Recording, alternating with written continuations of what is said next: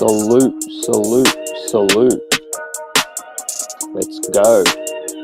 Ready to get into it. How's everybody doing? On this fine Saturday evening, New York Knicks pre-season action next week. The streets are buzzing. Let's get it. Plenty of news to chop up tonight.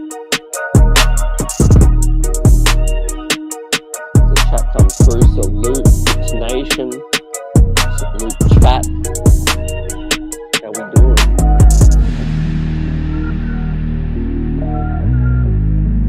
Lots of news to talk about tonight. It's going to be popping. Blessings to everybody out here. We get another season kicking off.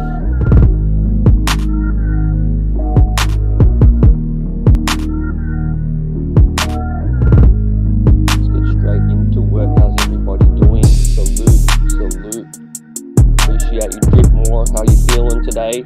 Let's get it. JJ, salute, salute. My guy, Jet Life, salute. Still Dre in the house. Ready to get into it. Blessing, Sherwin.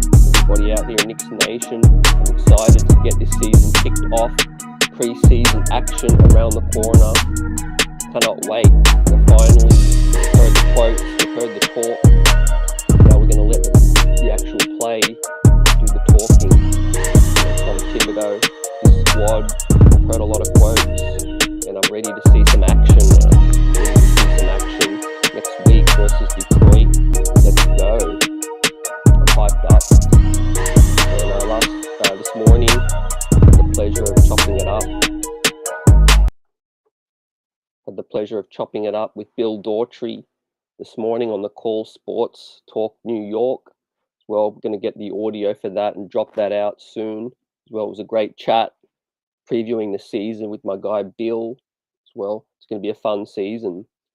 Sharing this all with you and best fan base in the world. Salute, Todd. How we feeling out here?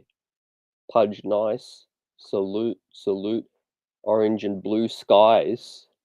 Absolutely. Out here. Now we're going to talk about the situation.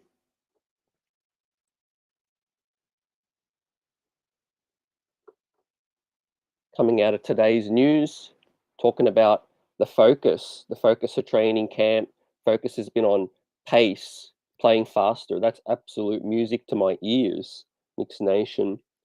I know it is for many, many Knicks fans out here. The Knicks played some of their best ball, as we know, towards the end of last season with the young players, but also the pace, getting up and down, getting in transition, getting easier buckets. Well, the Knicks struggled in the half court, as we know. And, I said it earlier when we saw those clips of Julius looking slimmer as well. No doubt the talk came in early in the summer from Thibodeau and the coaching staff to get yourself in shape, ladies and gentlemen. Get yourself in shape. Julius came in slim. D Rose coming in looking real slim. Well, the cat's out of the bag now. The emphasis on offense is to get up and down in this East Coast, West Coast games, play fast, get easy buckets. No more stuck in the mud. No more stuck in the half-court sets with that situation. Yes, sir. Bill Daughtry, well, back on the airwaves on the Call Sports New York. You can catch him there on the weekends. There you see. I'll bring it up again. Appreciate Bill for having me on. As you know, he came on the show a couple of weeks ago. Well, and he's going to be back. Best believe that. He's going to be back throughout the season. We're going to touch base again 20 games into the season, and we're going to compare notes as well. So, yeah, it was awesome chopping it up with Bill this morning. You can catch him from 7 a.m. to 9 a.m. every Saturday morning and Sunday morning on the Call Sports Talk New York. It was awesome chatting, and we're going to get the audio. I'll upload the talk. We chat for about half an hour this morning, so it was perfect. Everywhere Bear, salute. What's good? Let's get into it. So yeah, the pace. What did you guys think about that? Hearing that, talking about the pace, the pace, the pace. With this situation, the major focus is on playing faster with that.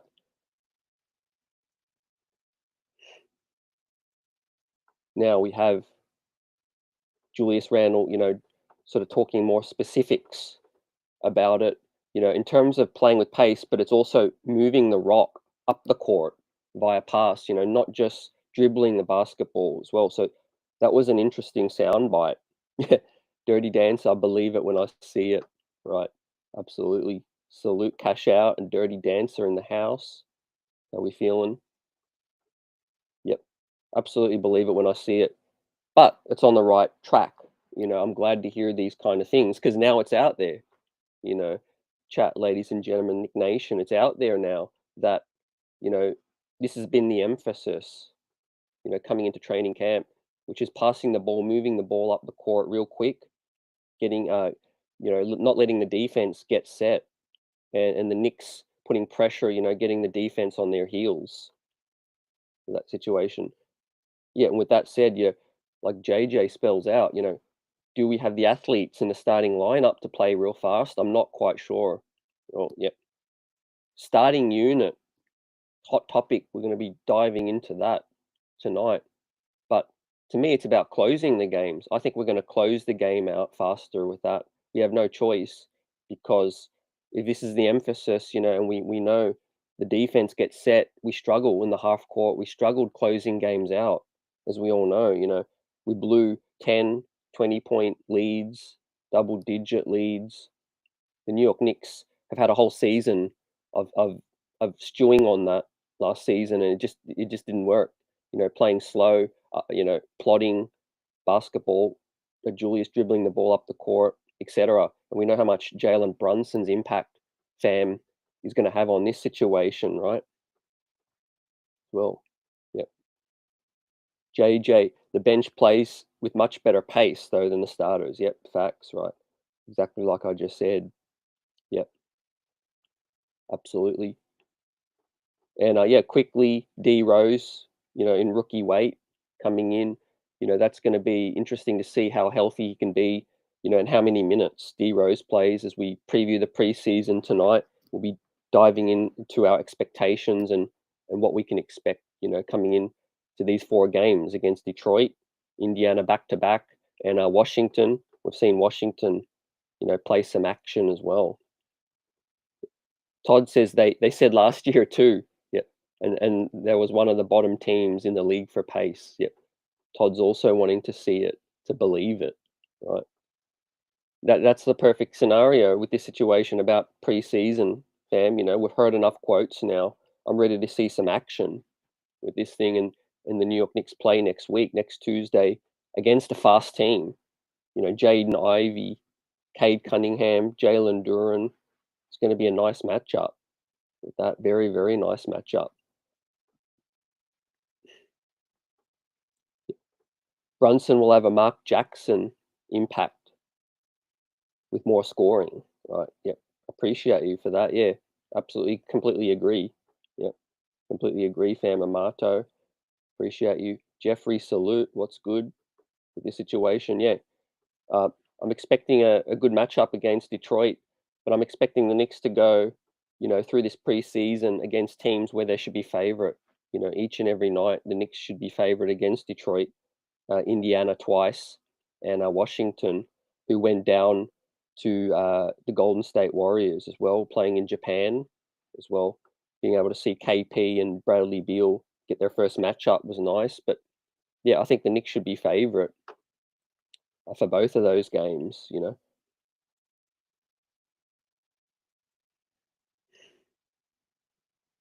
So let me bring this up also in terms of the other focus on offense throughout camp. Well, the offensive musts. You see, yeah, pace number one, pace and sprint, space, play off the pass, which is what they had last year. Like to Todd's point, move without the ball, attack the rim reads, offensive execution, layups, yep, free throws, threes, valuing the shots, and offensive defensive rebounding in that situation. So yeah, It was good to see that from the screen cap from SNY. Yeah, what did you guys think about that situation, right? Yeah, the focuses with that, and now it's out there. Like the chat's been saying, we get to see that situation play out next Tuesday versus Detroit. That situation, but yeah, uh, Julius, he's got to move the ball up the court via pass. Not bringing the ball up anymore as much as he did. Especially now with Jalen Brunson in the house. Illmatic says, I think the negativity has been unwarranted over the last few weeks. We have something good to look forward to. Right? Yep. Definitely, I think fans are just eager. They don't want to see the same movie, Illmatics, from last season. But I'm confident we won't. I'm confident we won't. And I've been saying, whether Evan starts at the shooting guard or whatever lineup we see, there's going to be changes throughout the season. It's a marathon. There's going to be injuries, and also guys, closing out the games. It's going to be different. And I think that ties into the strength of this squad and this season. It's going to be depth. This situation, we can give teams so many different looks, and how successful we are will be predicated on how flexible, Tom Thibodeau is, to mix and match, utilize his full roster to its strengths. With that said, yeah, Jeffrey says Mitch and Obi need to get stronger clearing the defensive glass. Yeah, good point, Jeffrey. Yeah, certainly defensive rebounding is key to getting out in the break, and playing faster with that situation, and getting easier buckets off that. Yeah, pushing the pace with that. But yeah, I want to see those guys hold the ball above their head. Mitch's issue is he tries to bring the ball down and then he gets stripped, or he usually loses the rebound. Or when he does lose the rebound, it's because he pulled the ball down. Well, and I like to see Mitch utilize the back tap as well. The back tap. He can't grab every single rebound, but he's got long, wingspan. He usually gets his fingertips to the ball before the defender as well, before he gets knocked off balance. And I'd like to see him tip it back. Yeah, yep, absolutely agree. We don't want to see the same folly from last season, but with a point guard now, you know, the word is in camp, Jalen Brunson's been looking fine, pushing the ball up the floor real quick, getting out on the break. I love it, being shifty. Yep. With a lot of situationals, more than 12 deep, Jeffrey as well. And we'll talk about the roster and its balance for this season. Amato says, please tell coach, don't play Rose more than 18 minutes. Well, yeah, I think 18 to 23 is nice. Yep, you hit that. I think being realistic, I think D Rose is going to play more than 18 minutes, especially if he's on the floor to close the games out. Experience is key, to help closing games out. But yeah, 18 to 20 minutes, fam, and then D Rose is going to remain more healthy with that situation, right? I feel like it'll definitely help him be more healthy with that.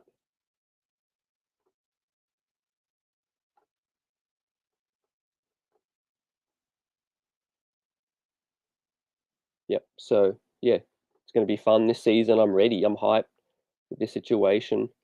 I don't know the fan base is too, right? It's going to be a different season, right? Every season has a mind of its own. Best believe that. Ilmatic says, I get that Thibs is a wild card, hoping for the best. Yeah, yeah, definitely. Coming into his third year, the defense has been solid with the Knicks. Tom Thibodeau would have learnt a lot about this squad because a lot of this squad is returning, ladies and gentlemen. Yes, we bring in Brunson, we bring in Hartenstein, we bring in a few new pieces, Savi Mikhailuk, some situationals, but by and large, this is the same squad returning.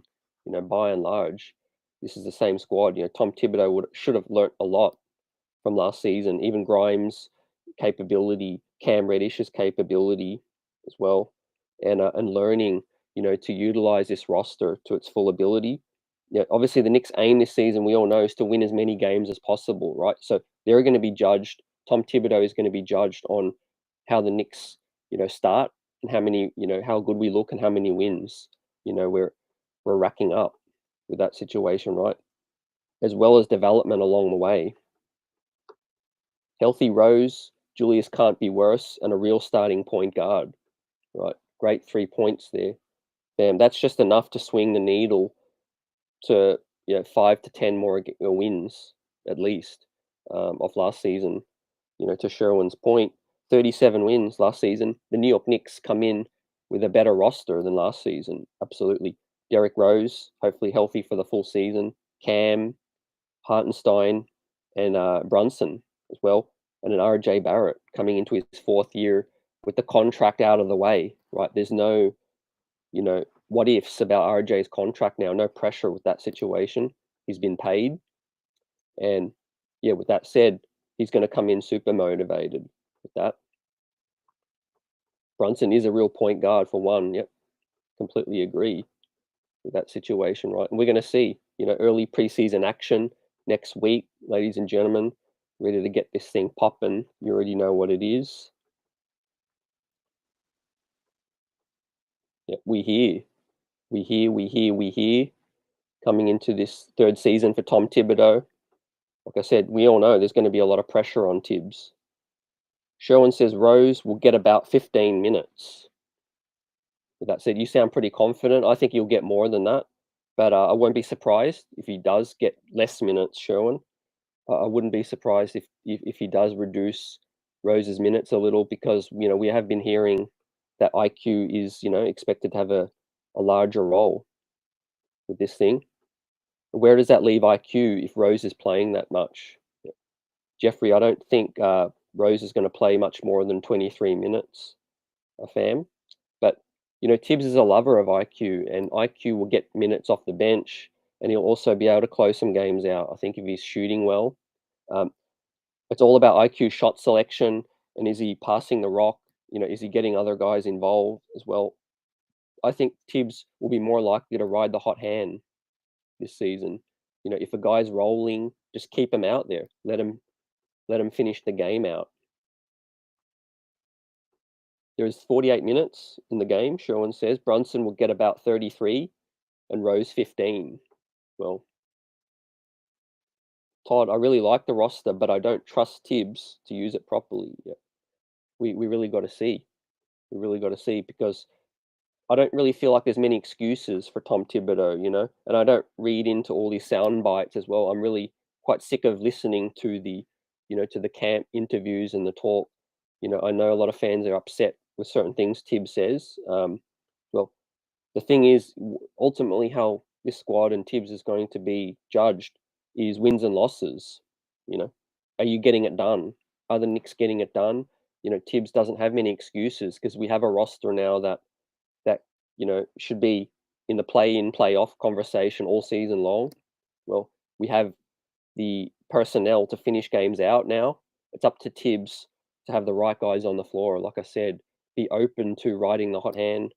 Let Jalen Brunson run the offense first and foremost. Let him set the table for everybody, and then we rock out from there. We got a solid big man rotation.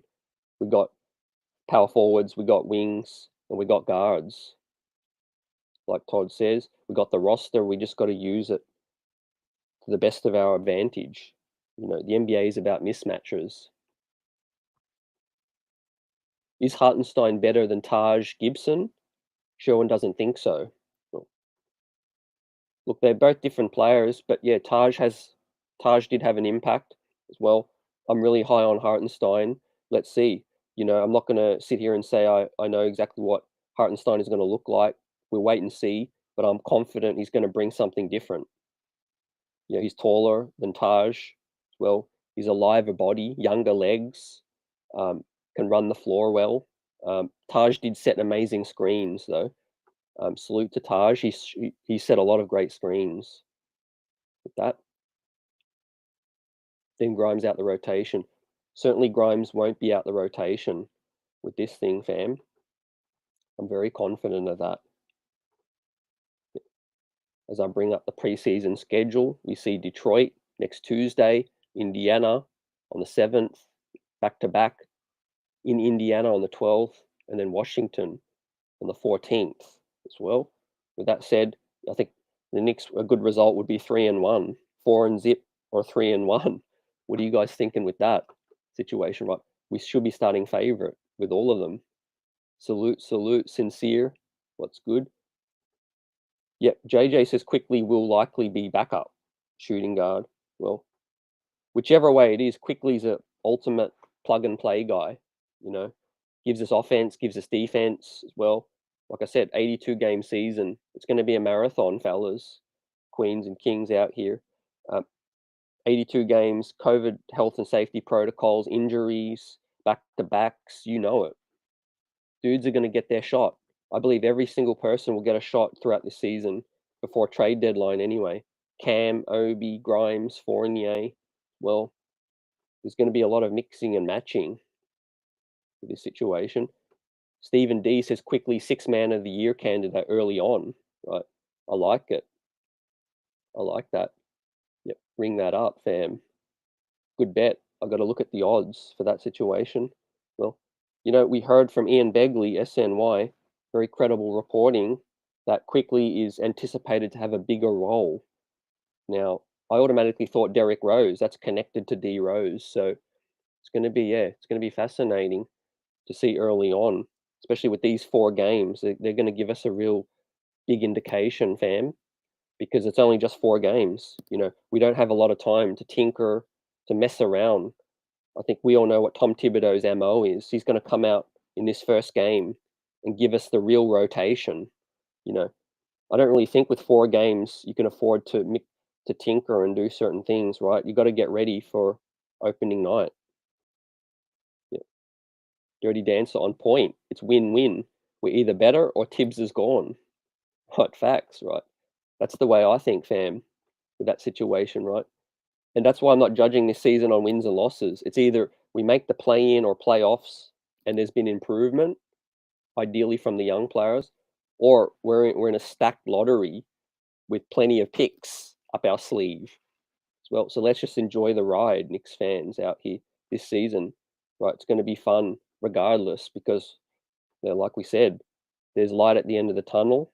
Tom Thibodeau's here right now, but coaches were hired to be fired as well at some point this season. Not wishing anyone to lose their job. Personally, I just want to see Thibs utilize this roster to the best of its ability. Right, like Jeffrey says, no excuse. Win some games out here. Right, make steady improvements. 37 wins. We regressed, but we made some upgrades. But what has Thibs learned? Most of this roster is returning. Like I said, the Brunson, Hartenstein are key additions, right? But what have we learned from the current personnel? And growth from within, internal growth and development. And I agree with Sherwin. There is a trade coming. Yep, definitely. This roster, ladies and gentlemen, isn't going to finish the season. This roster right now is not going to be the one to finish the season, right? There's consolidation coming. As well, but be patient. I'm not trying to say there's a trade coming right now. Be patient. The trade deadline's going to be absolutely popping because we know the Knicks may have 3 picks: Washington, Dallas, and our own as well in this stacked draft as well, and some contracts. Derrick Rose expiring. Evan Fournier will be expiring contract next season. Well, injuries happen to contenders. Injuries happen to other teams as well. Other teams get desperate. Well, let's wait and see. Salute Cormega in the house. Salute Julian. Appreciate you. Hart looks better than Taj. Way more skilled. Right? Different games, but yeah, I think a younger Hartenstein can bring more for this team.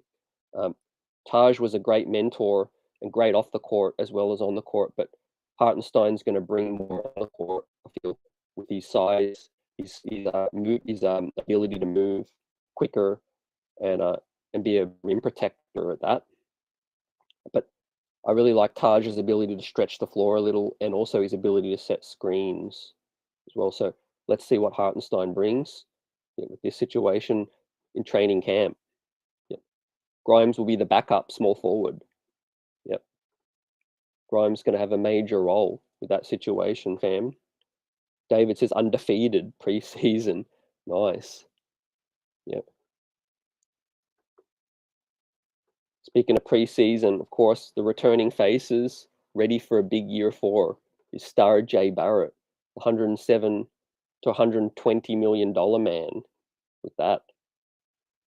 Salute Keith, salute Knicks Nation out here, let's get it as well. Jet Life still disappointed, we didn't land Donovan, but still looking forward to Tuesday. Yep, that's right. Let's get into it. Damn, yep. We got to move forward with that as well. Understand certain Knicks fans' disappointment.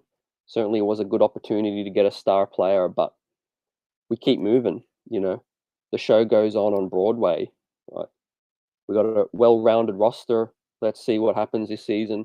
Like Dirty Dancer and a lot of Knicks fans feel, you know, it's a win-win with this situation, right? We stink and there'll be changes, and we're in a great draft position as well. We do really good, and these young fellas get a chance to play playoffs and get a chance to grow with each other as well. And then we see what else shakes loose in this crazy association out here. Best believe there's going to be some crazy talking points with this. And I think we'll see the next big player put their hand up, you know, for a move earlier than we might think with this situation, right? We've got the Nets across the river looking like, you know, under a lot of pressure with that situation too. Agent in the house, salute. Thibs a real character. I believe this when I see it. Everyone on this team has something to prove. Yep. Make them hungry. Yep. The chip. If Cam gets his minutes, look out. Right. Facts. That looks like Cam could get that opportunity earlier than we think. But Fournier resting. Grimes was in a boot, but he's out of the boot now, ready to he practiced in full and he's ready to play next week, I think. So we should have a clean bill of health. Salute Sharp Powers. Let's get it. Knicks are looking to play with pace. I know that's music to your ears as well. Salute Hard Will and L for the love of the game. Doing big things this season. Let's get it. And yeah, these 4 games, it's going to be nice. It's going to be nice to see, you know, the matchups against these Eastern Conference teams. And of course, Jalen Brunson comes in here, the key acquisition to me, the Knicks team MVP this season, right? I'm putting it out there. Well, I think he's going to be team MVP this season. He just sounded so calm in these interviews. He knows what it's all about, man. He grew up around MSG with his pops as well. He knows what he's got to do to get guys involved. Now, I want to make this point also about, you know, people feel like JB is going to feel a lot more pressure not having Luka next to him. Well, no doubt he was Luka's sidekick. You know, Luka's, you know, an All NBA talent, and the Knicks don't have All NBA talent. But I'd like to say to this point, I feel like Brunson's going to be even more effective with us. Well, because of our offensive weapons.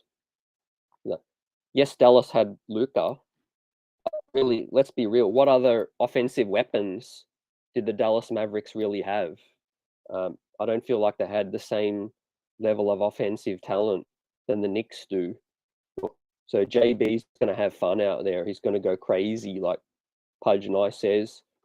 He's going to have Mitch, Obi, Hartenstein lob threats as well. The Knicks got better big man than the Dallas Mavericks had, right? Take that to the bank. And we got players that can fill it up, you know, 25 a night, 30 a night. RJ, Rose, Julius, everyone else. Cam can fill it up. Obi quickly can fill it up as well. So yeah, Brunson's playing with some talent. So yeah, that's the point I wanted to make as well. So yeah, he had Luka, an All NBA talent, and he's certainly going to be more of a focal point for the D on this team. But I feel like to counter that, JB's got a lot more offensive talent on this Knicks squad as well. There's going to be less pressure for him to score 25, 30, whatever. You know, JB can certainly be our leading scorer each and every night, but he doesn't need to be. That's the best thing, right? Get guys involved, penetrate, dish, be that decoy. And like I said, I've been saying this all preseason, but look for Mitchell Robinson to have his best offensive season in his career so far, right? High hopes for Mitch on the defensive end. Keep bringing it, but I'm looking for offense for Mitch this season. Right, look for him. Get him, get him easy buckets. Get him in nice positions. Look for him in the pick and roll. He's going to roll hard.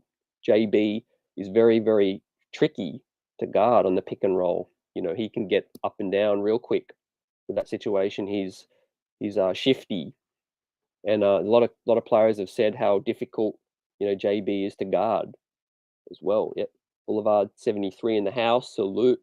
What's good out here? Ready for preseason. Greeny from Long Island. Let's get it. 4 and zip or 3 and 1 for me this preseason, fam.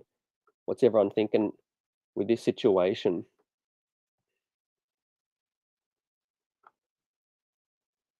Yep, as I bring up, money making Mitch got the bag. What are you guys expecting from Mitch this season, right? As we count down the days till preseason with Lars and the chat rocking out. Yeah, Mitch got paid the bag, and I love some of the quotes I heard from Mitch. You know, he was working on free throws. Well, it's amazing that he mentions that the first thing. You know, conditioning and free throws from Mitch. They're the things that are going to help Mitch get to the next level, right? Not gassing out, in these games down the stretch, right? I love a slimmer down version of Mitch. That's my favorite kind of Mitch. That can run the floor like a gazelle, uh, a rim run, get up and down, and hit those free throws. We know he's going to get fouled, is Mitch, and the garden's going to be popping with that. The first lob from JB to Mitch, slam it down, right? It's going to be nice. But yeah, Mitch, 65%, 70% from the line. I'll take that all day. He can shoot better with that. He also said he's been working on that little hook. We've heard that before. That's something where I'll believe it when I see it. But Mitch says, I've been working on those little hooks and things. Right, I need to see it. I need to see it, Mitch. Give us a little J or something out here, right? I don't want to see those Instagram stories. With that thing, right? One of my favorite plays from last season, and I want you guys to tell me in the chat, what was your favorite play from last season? But one of my favorite plays was when Mitch, faked the dribble handoff, put it on deck, crossed up Plumlee, and yammed it. Right? It was just so unexpected. Like, even the bench while they went nuts. Well, the crowd went nuts. That was just nice to see. Those kind of things, development, something different. And everyone talks about Mitch, flashing a J and doing these things. When Mitch puts the ball on the floor, it's beautiful because he actually has a handle for a big man. He can dribble, he can cross people up. Well, it doesn't always need to be a dribble handoff kind of thing. And Greeny says 12 and 10 for Mitch. I like it. 12 and 10, consistent double machine with that. And last show, Luke posed the question to me and everyone. Mitch dominated about 8 to 10 games last season as well. He asked me to do an over-under on how many games would Mitch dominate this season as well. What do you guys think? Do you guys think with that situation in terms of, Mitch, dominating games with that? This team is extremely deep.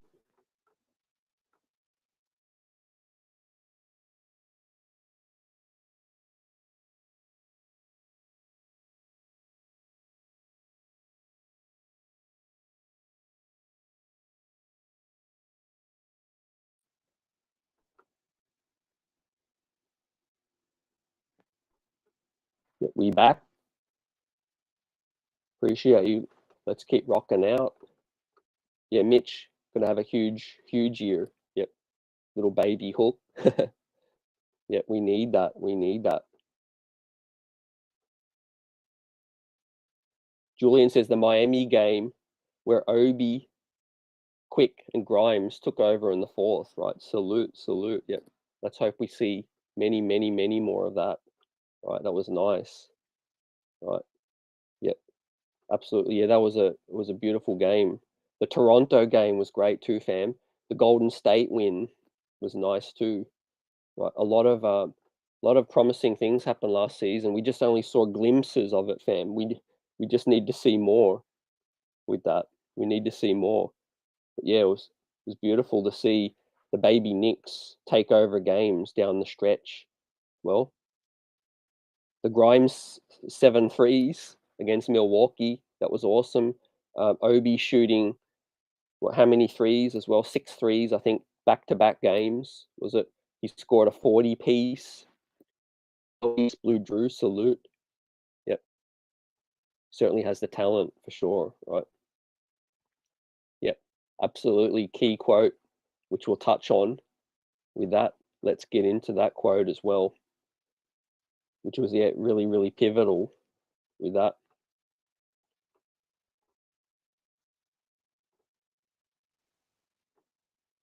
Yep, Tom Thibodeau absolutely said that. That the Knicks will get a major role. Right, man, we hungry out here. Absolutely. Low key, the first game of the season last year was valid too. Right. Yep.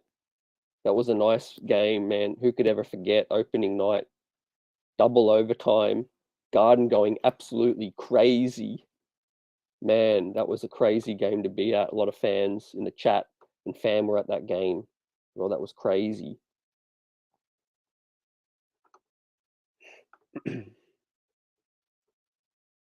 Yeah, yeah.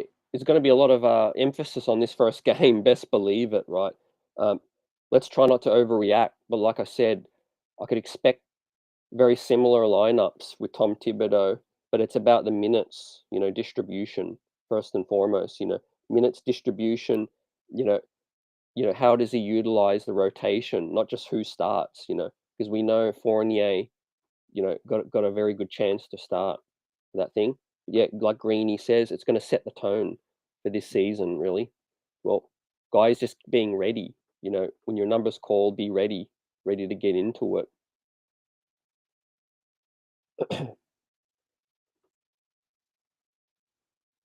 Yep.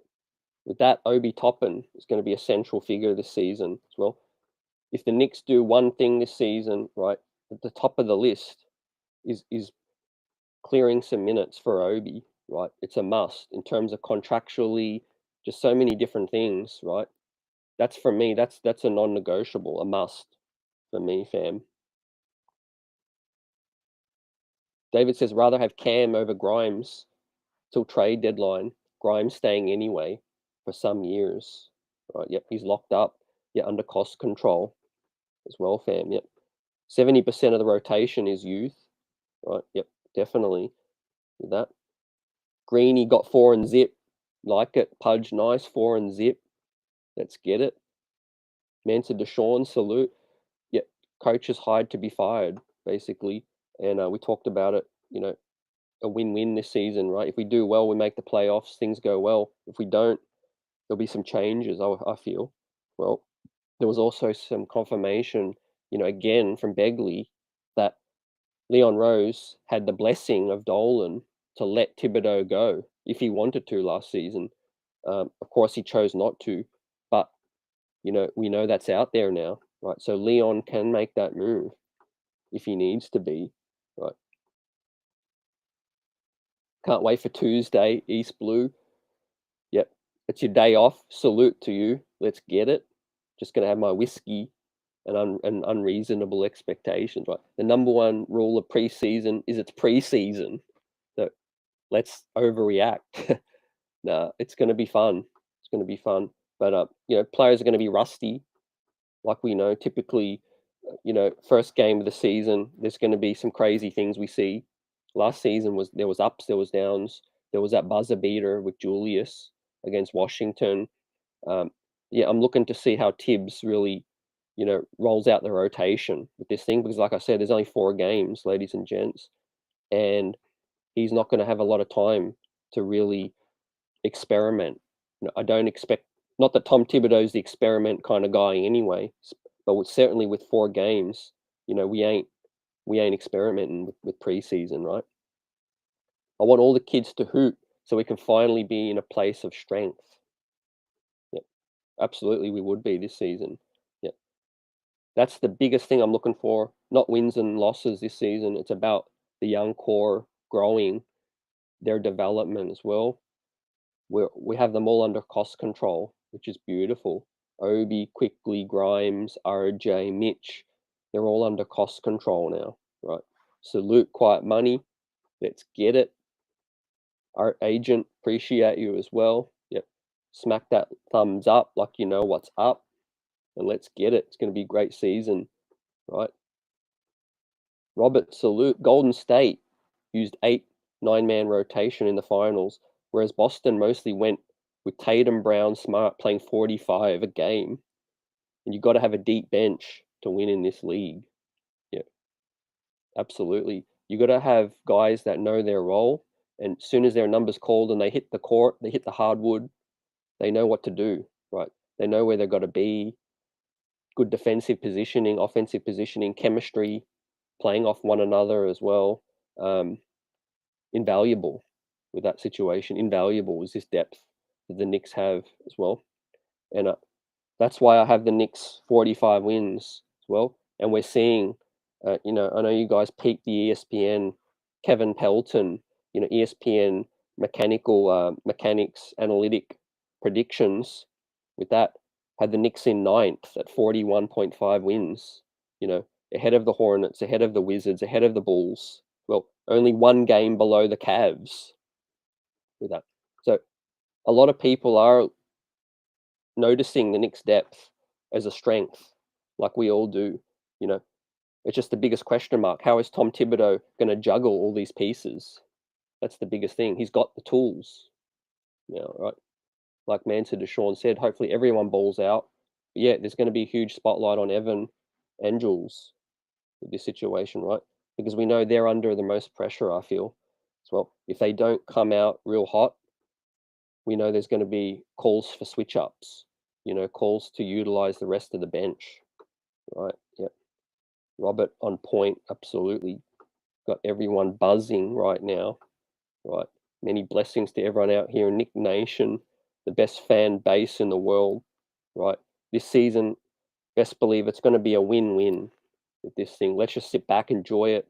Hopefully we see some exciting ball, young players flex ball out with this situation. And the door opens up for us, a window opens up for us with our assets. And hopefully this front office can push the right buttons with this and take us to that next step. Shah says Obi get more minutes if we have a better league throughout the game. Yep. We have a better league throughout the game. Yep. Yep. A bigger lead. Yep. Throughout the game. Yep. I agree. Definitely. I think with that, it's the biggest thing that Tom Thibodeau claimed the reason for Obi to not get as many minutes as we want was defense. Now, Obi spoke, in camp about, his training and focusing on his movement defensively, positioning. We know IQ wise, dudes get more comfortable. When a couple go arounds of the league, his third season now is Obi. You expect him to know the league, the landscape, be better a defender as well. But it's all about the shooting with Obi as well, man. If he can stretch the floor, that's a deal. That's a deal breaker with that situation. With that, yeah, couple young guns got to make a jump. Yeah, I feel like they will. Yeah, I'm really high on this young core, and no pressure to them, but they motivate each other. They come in. They've been practicing all summer in the facility with this thing, right? They feel at home, and I feel like we got some good ones, man. Knicks Nation, we got some good young players with this thing, and this season is going to be a transition. I feel like a transition year, regardless what happens with wins, losses. We got D Rose, we got other veterans with this situation. We all know who they are. This year could be that transition for the roster and the franchise to move ahead with a lot of these younger players. Part of the core with this thing. He says, "I was hoping we could have moved off of Evan this off season. He is a defensive liability and taking time away from the young guys in that situation." Yeah, certainly that's the sentiment for a number of Knick fans. Um, the front office, I feel like, would definitely explore opportunities, but I feel like they probably just haven't had a good opportunity to do a trade that they like, fam. With that, we all know it's not as easy getting off of certain players, because it's a two-way street. We got to find somebody, in a trade that we like. With that, I don't think this front office is prepared to admit, mistakes with their signings and try to give off assets, to get off of players yet. Um, I know, like I said, Evan Fournier's contract ends after next season as well, so I won't be surprised if Evan's still here, throughout the season, with that. But does his role change? Does his minutes change? We know he didn't finish a lot of games out last year. Did Evan, sat the bench, started games off, and I guess it comes down to his shooting. Has Evan got it going? If Evan's shooting the lights out, he's most likely going to stay on the floor a lot more. If he's missing and he's not shooting well, what else is he doing? To stay on the floor. And that's Tom Thibodeau's words. That's the words that he lives by. If if your shot's not falling, what else are you doing to stay on the floor with that situation? That's the reason he doesn't play Obi a lot. If Obi's not shooting well, he doesn't like to play Obi a lot in years past because he was out of position quite a few times defensively. Now I think he's got a lot better on that end of the floor. Robert can't wait for the season to start to put on my rookie Pat Ewing jersey from '85. Salute, salute. Well, that's nice, man. Pat, my hero out here, right? Definitely. I'm excited for this season, ladies and gents. East Blue Drew, he trained with Cat and PG over the summer, so I'm expecting his D to be better. Yep. Good points, Drew. With that, yeah, he trained on the West Coast with that situation. I think it was Colby White and a few other guys out there as well. PG, yeah, that was nice as well. Uh, New wrinkles to their game. Like I said, third year coming in. Him, IQ, Grimes, RJ, Mitch. These are the guys, they've been around the league for a few seasons now. David says Evan wasn't just a defensive liability. Evan wasn't just a defensive liability, though he had Burks, Kemba, Rose on his left. There was no advantage there for anyone.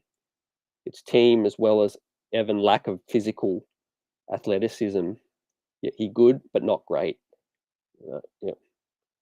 It's all about using the players to their strength, fam. Yep. Like I said, start him off. If he's shooting well, he stays on the floor. If he ain't shooting well, switch things up. Let's see, And I understand, people want to highlight certain players, but at the end of the day, this is a whole squad. Tom Thibodeau got to look at it like that. There's no good having depth if you're not going to use that depth. Right. So if a dude haven't got it going, bench him. I mean, anybody, Julius, if he ain't got it going, bench him. If Grimes ain't got it going, he's going to bench him. Yeah. If quickly shooting bricks, next guy up, kind of thing, right? That's the advantage of having depth with that situation, right? Keep guys on their toes, keep them ready, keep them hungry with that, right? I want to see Cam Reddish get a chance too. You traded for him, right? Give him that chance, right? Dudes aren't producing, bring him in. Lara says, do you think Thibs will have us going 100% first game of preseason, right? You best believe it, fam, right? Julius Randle still on the floor with a 12-point lead with 1 minute to go. Lara's best believe that. Well, yep.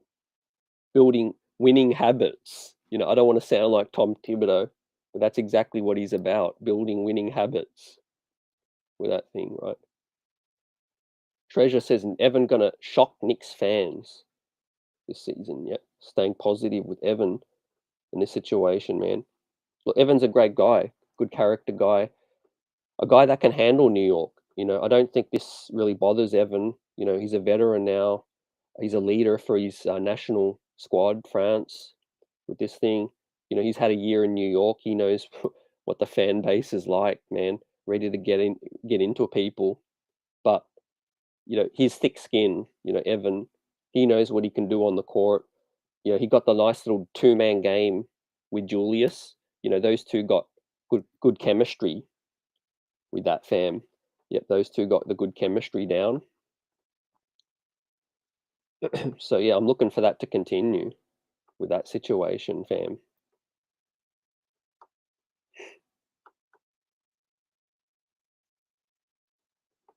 So yeah, we're gonna hit on the next thing out here. Let's get into it.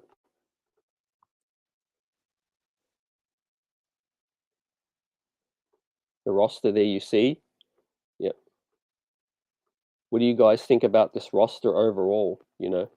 How high on it are you coming into preseason? It's a 19 squad roster right now, 19-man squad. There, whether Evan starts or off the bench, regardless, it means other dudes are still going to get a shot with that situation. We know Tom Thibodeau spoke about that bigger role. The young players are going to have a bigger role, a major role, actually, in the words of Tom Thibodeau. So that was telling, right? That's out there now. I think going to show why he need Kim in training camp. I think he'll do the hard work behind the scenes and will earn Tibbs's respect. Yep, Greeny says that, right? Every player should know Tom Thibodeau's buttons, right? In terms of winning his respect and what's going to get them on the floor. It's to play hard, practice hard with that situation, and then the rest will take care of itself with that thing. And if Tibbs still ain't giving minutes, well, then he's the fool with that situation, right? He's going to go down with a sinking ship. Last season was dysfunctional. Everyone gets a clean slate this season. Yep, treasure. Yep, completely agree. Yep, I like that. I like that outlook with that. Sanga says Fournier, a bench player on a good team. The fact that he starts lets us know this isn't a good team. It's a work in progress with that. Yep. Like I said, yeah, I don't disagree with that at all. I think, yeah, if Evan Fournier is your starting two guard, you're around that play-in team, which is exactly who we are. Um, but I do believe, throughout this season, there's going to be looks for trades and certain things. I don't think this front office is under any illusions that this is a great squad. It certainly can compete with anyone on any night. But with that said, it's a work in progress, like Sanga says, and we're going to move into that next transition phase. With that, Evans' contract ends next season. I don't think he's a building block by any means. He's not part of really this team's future. So yeah, let's see what the front office plans. With that, if Evans starts, I'm not going to overreact because he as long as a minute still and finishing games out, it's going to be all good with me. But yeah, if he's not able to contain, the other players on the defensive side, then definitely there's going to be some changes with that. He says, I feel like we'll be okay defensively to improve. We need better efficiency, free throw shooting, and closing out games. That was a major problem last season, right? Yep. Definitely you spelled that out. That's the pathway to 5 to 10 more wins, right? Yep. Keep up the defensive progress we made in 2 years. Yeah, improve on that, hopefully. Yeah, improve efficiency, which Brunson will do, and then close games out, which Brunson will help with as well. Fam, right? Yep, no excuses with that. I like the third unit, Lars. Yeah, me too. I like the whole squad with this thing. Um, there's talk that the Knicks are still trying to get John Montero as well, which would be a nice player for Westchester, and a guy they could develop as well.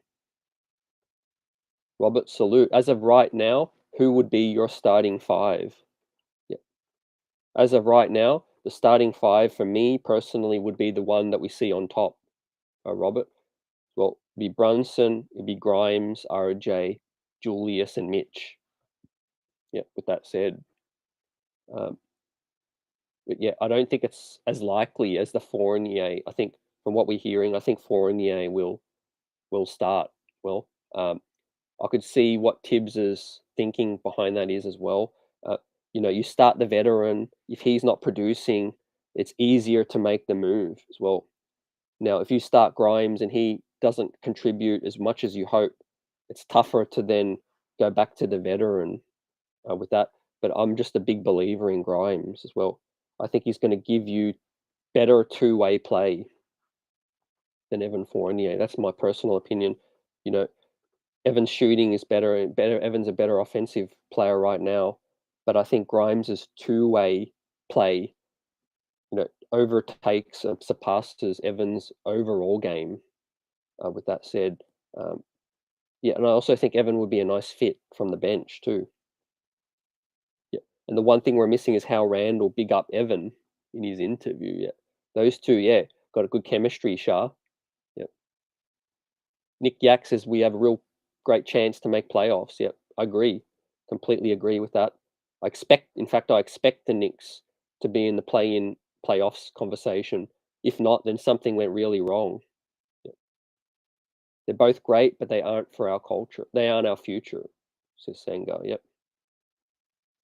I like the roster. Obi or Randall both won't be here next season.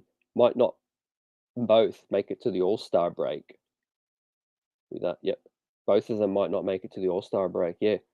Like I said, this season is going to be like a transition. There's definitely going to be some moves with that. And it all ties into the draft and it all ties into the picks we might have, fam, as well. Yep.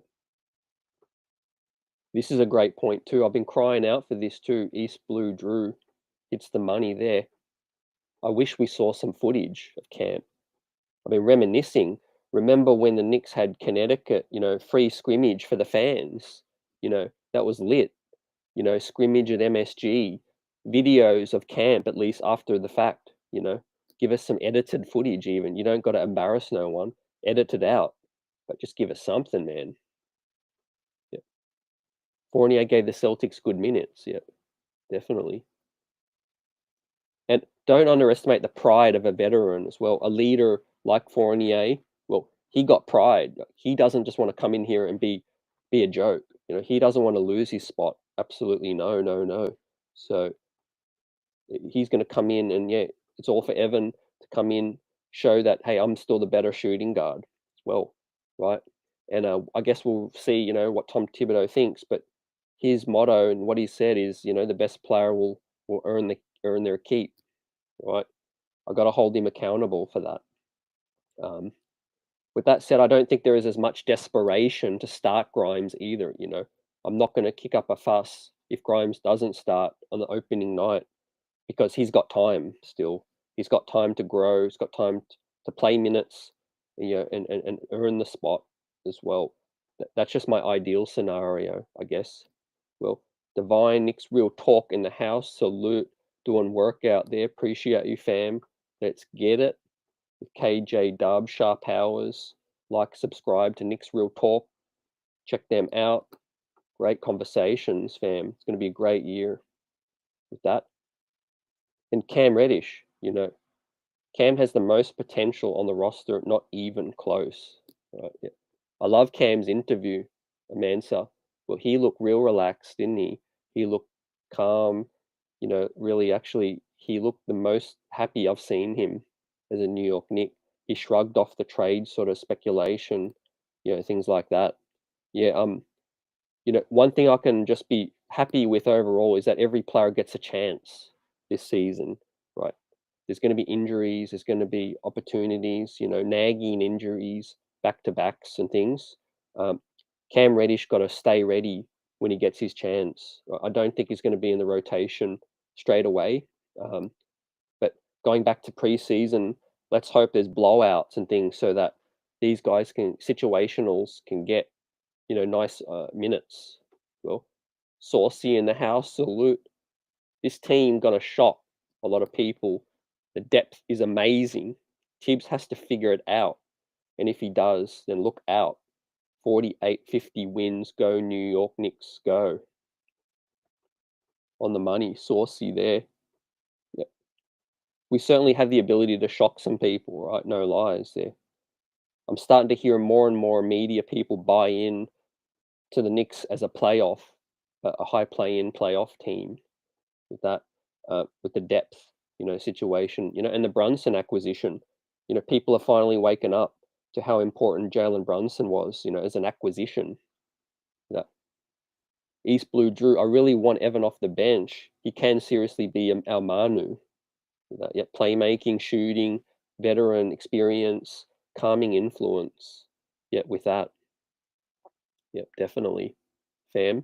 Um, we take everyone back to opening night last season, 1 year from today, or 1 year from this period.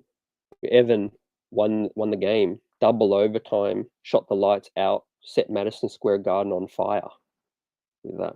So broke the franchise shooting record. I'm putting respect on Evan's name. He can shoot the rock like no one else on this team. But with that said, yeah, he's got to be consistent, and he's got to show that he can be on the floor to close out games, right? On the other side of the floor. Like Nick Yak says, he gave us good minutes, right? These are quickly fans trying to get minutes. Fournier will end up Cam's backup at the small forward, says that, right? I wish there's a scrimmage in MSG, fam, but no, I don't think it's happening this time around. But yeah, it was nice, right? Anthony in the house, salute Knicks Nation.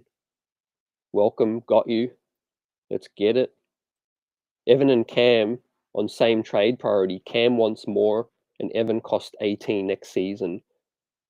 His last Cam under more pressure, way easier to move Evan next season, right? Yep, I agree with that, right? St. Louis in the house. Big bro, let's go. Word to Pat. Salute. Yeah, it's going to be a battle, actually. Cam, Evan, Grimes, healthy competition. Damn, I like it. Healthy competition. 3-1-3 lock. Got Pistons will win. Pistons fan in the house. Salute. We'll see. We'll see, fam. It's going to be a nice matchup as well. Let's go. Why didn't Cam play more last year, anyways? I feel like he came in with that little injury, and he just didn't get back in the rotation. He got injured, and then there was some other dudes balling out. I think at that time it was just bad timing, with that. But yeah, like I said, you just got to stay ready, because the front office believes in Cam. Best believe that they traded for Cam, for a reason. With that,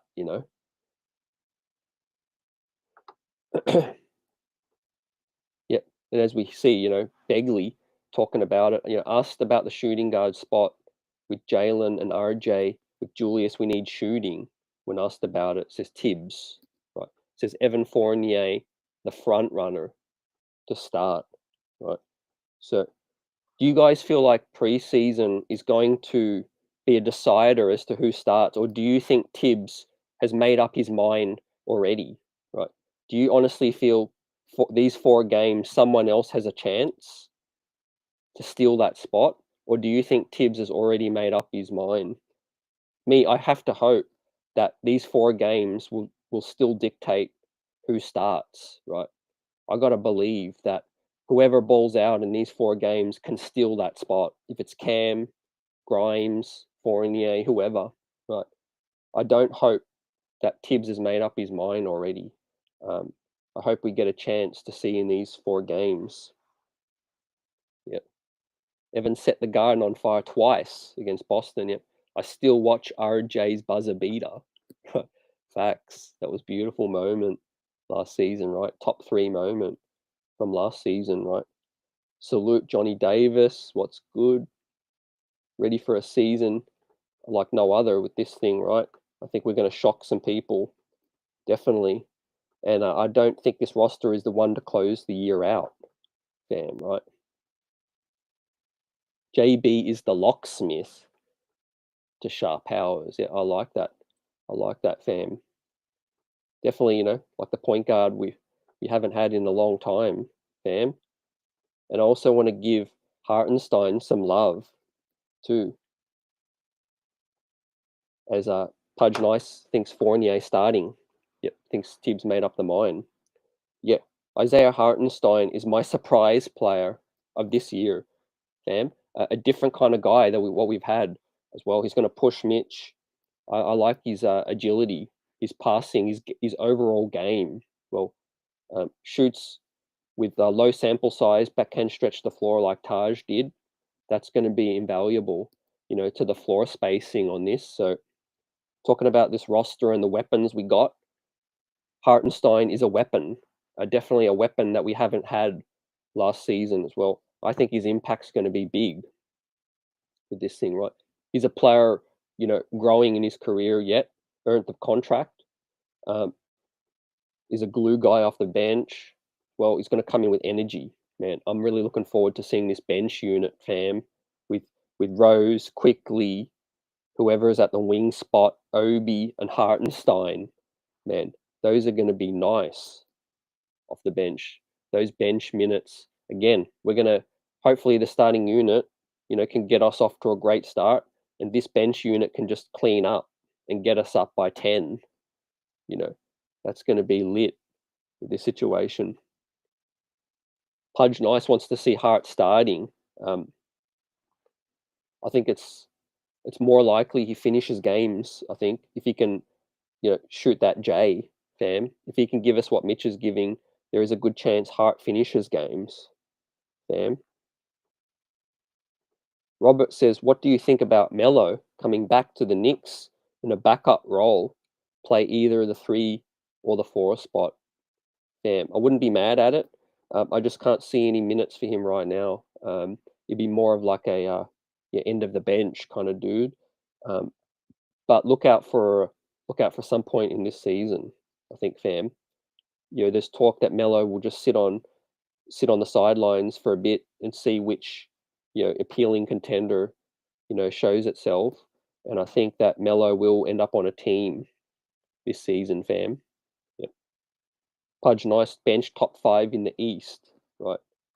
Absolutely, I don't disagree with that at all. I think this squad, especially with a young, lighter D Rose, confident, returning quick, well, bench mob, absolutely. This time round, no, not playing any games. Is the bench unit, man. It's going to have pace. It's going to have space. It's going to have scoring. It's going to have D. Well, it's going to be one of the funnest things about this season, fam, is seeing the bench unit.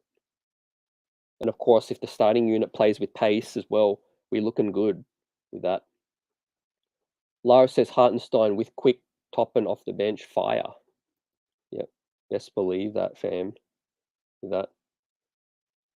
Yeah, Hartenstein, I want to see more basically this preseason. I want to see him get good minutes. I want to see his overall game. I didn't watch many Clippers games, but I've seen the footage. I know what he can do. He's a dude that's sort of potentially growing, to play a bigger role with this situation. Is Hartenstein, earned the bag. So let's see with that. Yeah, Melo. Yeah, a lot of people would like to see Melo, fam, for the sentiment, but Melo practically in terms of playing minutes, it only makes sense to me if we're in a deeper playoff push. Well, so I wouldn't be mad at it if the Knicks finish 8th, 7th, 6th. We're in a deeper playoff push. Then yeah, I could see the coaching staff want experience. Melo bringing that experience and being a bucket. If the season's not going the way we want to, then I don't think it's the best thing for Melo. Chase a ring, chase contention out, somewhere. With that said, but definitely Melo good enough to be in the league. Still, right? Melo definitely, still good enough to be in this league, fam, and put in work for a certain team. The Brooklyn Nets come calling. That's going to be real interesting, fam. With that, what do you guys think about that?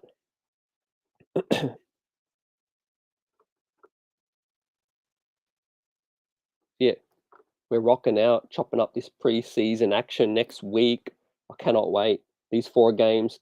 Let's go 3-1, 4 and zip, right? And learn to play in front for once. Learn to play as favorite. I'm sick of the Knicks coming out slow, you know, playing catch up basically, or losing games that they're favorites in. Well, it'd be a great confidence booster for the Knicks, to come out and do what they do, this season. Yeah. Now, with that said, this is by far my favorite quote. I know talk is cheap, but this is my favorite quote from the entire camp preseason, so far. Is that Tom Thibodeau on Grimes, others, young players? I can tell you those guys will have major roles. Yeah. What do you guys think? What's the first thing that comes to your mind when you hear Tom Thibodeau say that? Right, on Grimes and other young players, I could tell you those guys will have a major role to play this season, right? But that's a guy that's starting to understand, hopefully, the situation he's in, right? Because his job may depend on it with that situation. If the veterans aren't doing what he needs, and these young kids come out balling, you know, he's got to pivot. He's got to pivot real quick. Um, and with that said, most of the young players will be in the rotation, except probably Deuce, first out, and maybe Cam, just because of a squeeze, a tight squeeze at the wing spot. But pretty much every other young player will be in the rotation. Obi's going to be in rotation. Grimes will be there. Quickly will be there. Mitch and RJ, of course. So, yeah, pretty much Cam and Deuce, the situationals at this moment. But, yeah, in terms of major roles, what do you classify as a major role? To me, that could be closing the game out if they're running hot. Let's say the bench gets us up by 12 points and is running amok. Does he leave them out longer? Does he wait longer to pull the starters back in? Well, they're the things that I really want to see, right? I hate it when we were, riding hot. Obi was running amok and things like that, and then he brought everybody back as well, and then we lost the lead, or we stagnated with that. Allah on point two. Bam. Yeah. One of my keys to this season is taking care of business at home.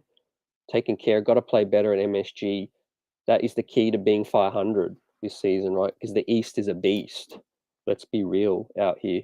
Well, we can't count on winning those West Coast games. We all know what they're like, fam. Those late night games, especially in high altitude.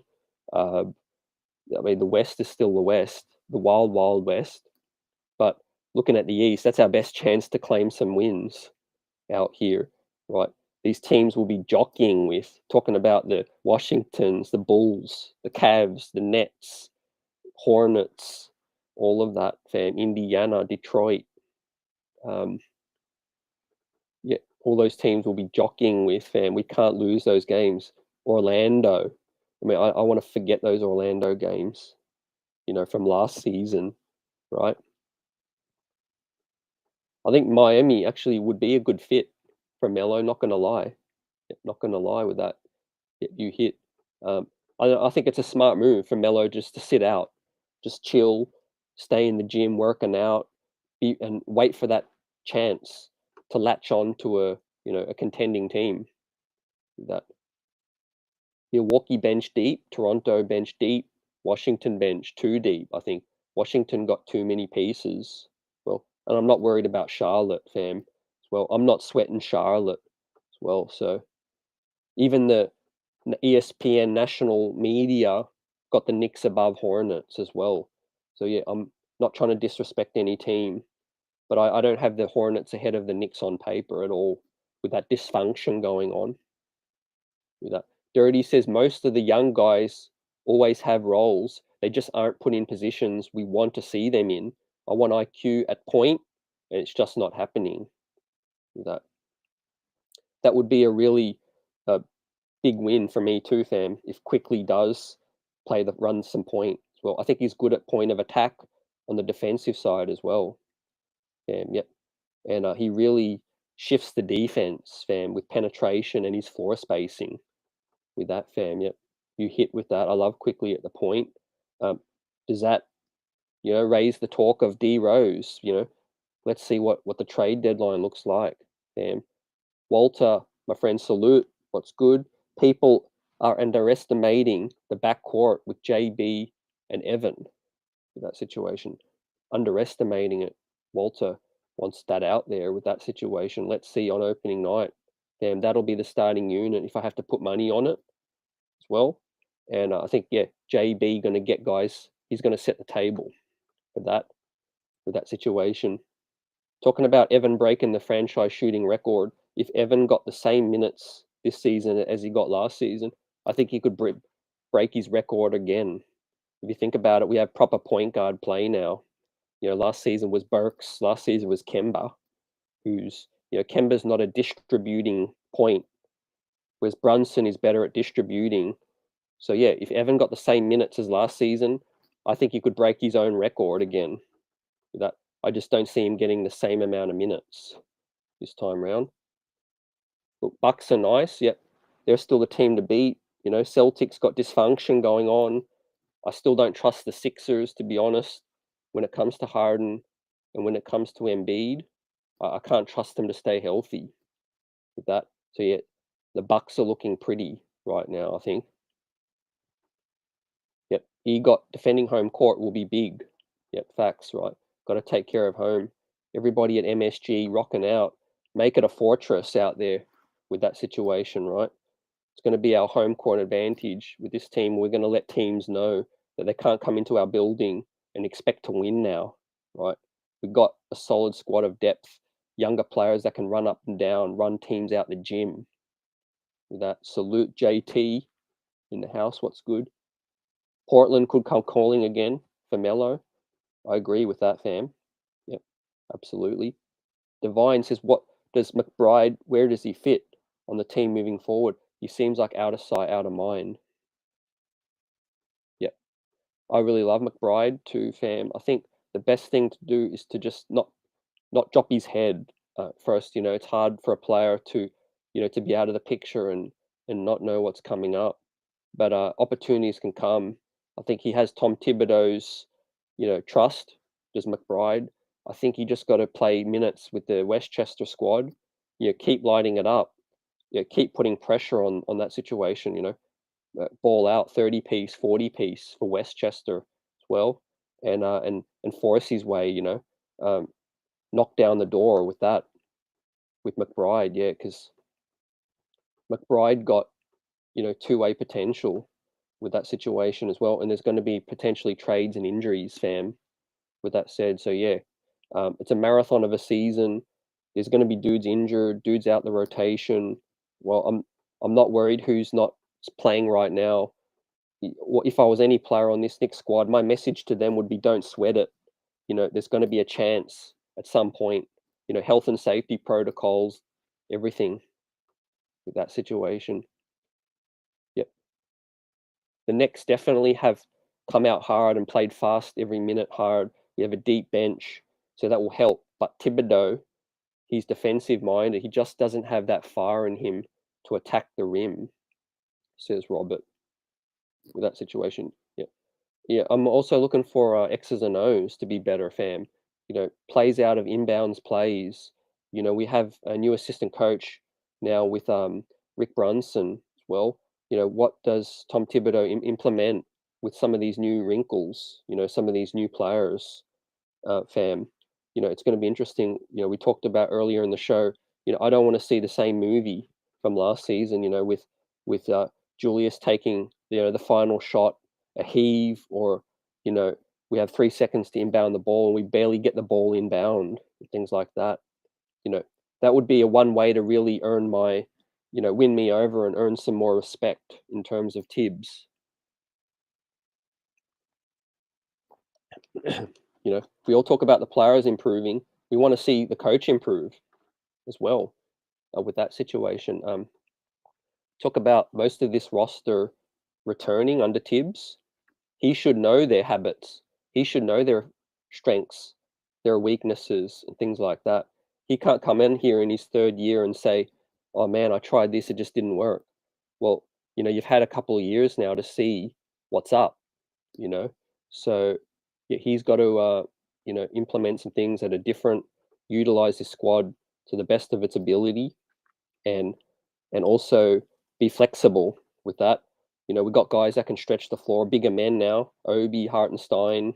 If they're shooting well, give them that chance.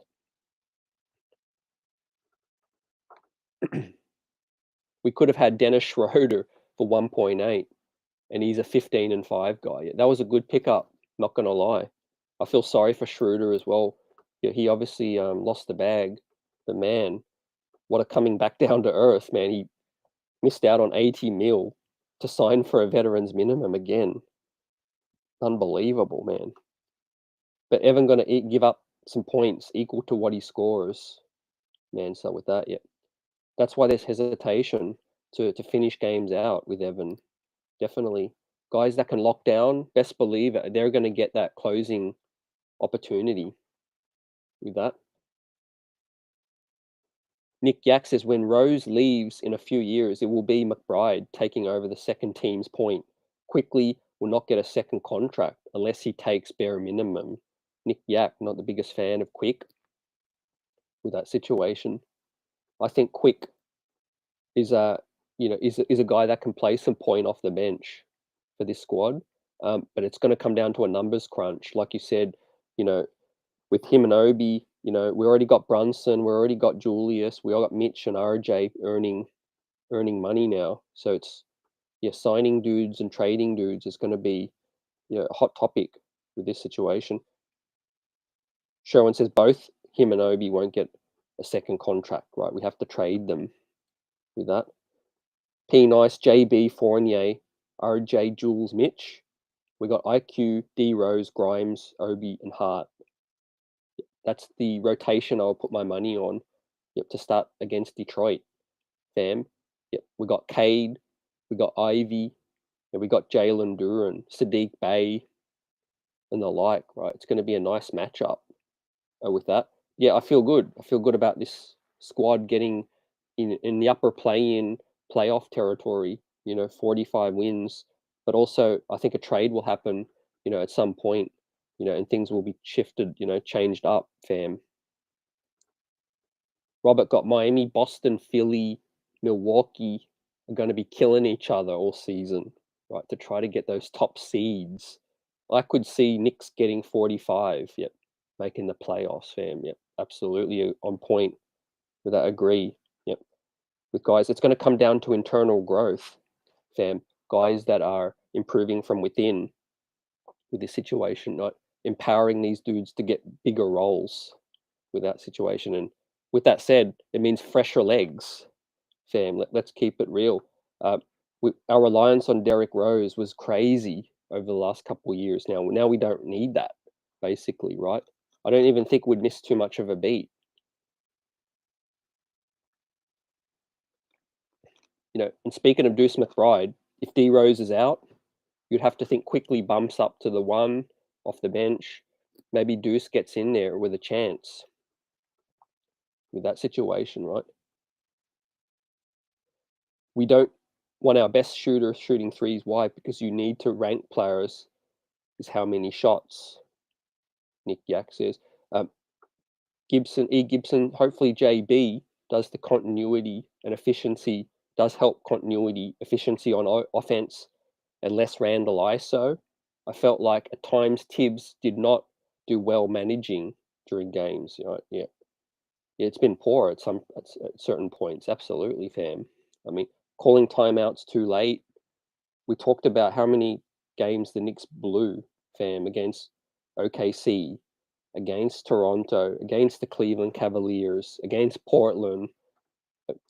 We should have called certain timeouts, changed things up. Yeah, we lost at least 5 games that we had no business losing with that situation. That's where Thibodeau is really going to be judged, this season, definitely. Like Kaiser Soze hits on in the house, Tibbs in the hot seat this season. No lies, right? Definitely going to be on the hot seat. The Knicks are going to try to win games this season. They're trying to go all in, and if the results aren't coming, it pivots towards like, okay, what direction are we really going? We're trying to win games, but it's not happening. We have to be flexible. be flexible to give other guys minutes, and focus on internal development, with that situation. Yeah, a lot of fans believe the young players give us the best chance to win anyway. So it's kind of like, coming to the minds for Tom Thibodeau with this situation. How soon is it before he buys in and realizes that a lot of these young players both are good for the future and help us win with that? And by all reports now, he's looking at a major role for most of these guys as well. I guess the biggest question mark is Cam. Leon spoke. Obviously, he said there is no edict, right? There's no edict. It's in Tom Thibodeau's hands to decide who gets minutes. Um, but like I said with Cam, he just has to have his head up, be ready, stay ready, and if there's an injury or anything happens, he's ready to step in and ball out, right? Because if Cam Reddish comes in and balls out, I don't think he's going back on the bench again. He's going to be in the rotation. If he pushes himself and gets that opportunity, right? Cam Reddish, it's going to be hard for Tibbs to bench that if he's producing. With that said, 6'8", lengthy, athletic, can ball handle, can finish on the break as well, can defend, and do a multitude of things, right? Salute Travel, what's good? Yep. Salute Parish Duggar, what's good, fam? Hope you're well.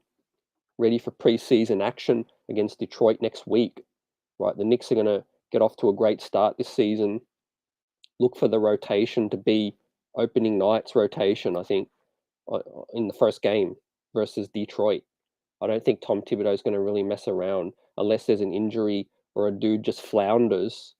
I think he's going to go with what he goes with next Tuesday, I think, right? It's all about not losing the locker room too. Remember Coach Coach Fizdale would change the lineup every couple of games. That's how you lose the team pretty quick.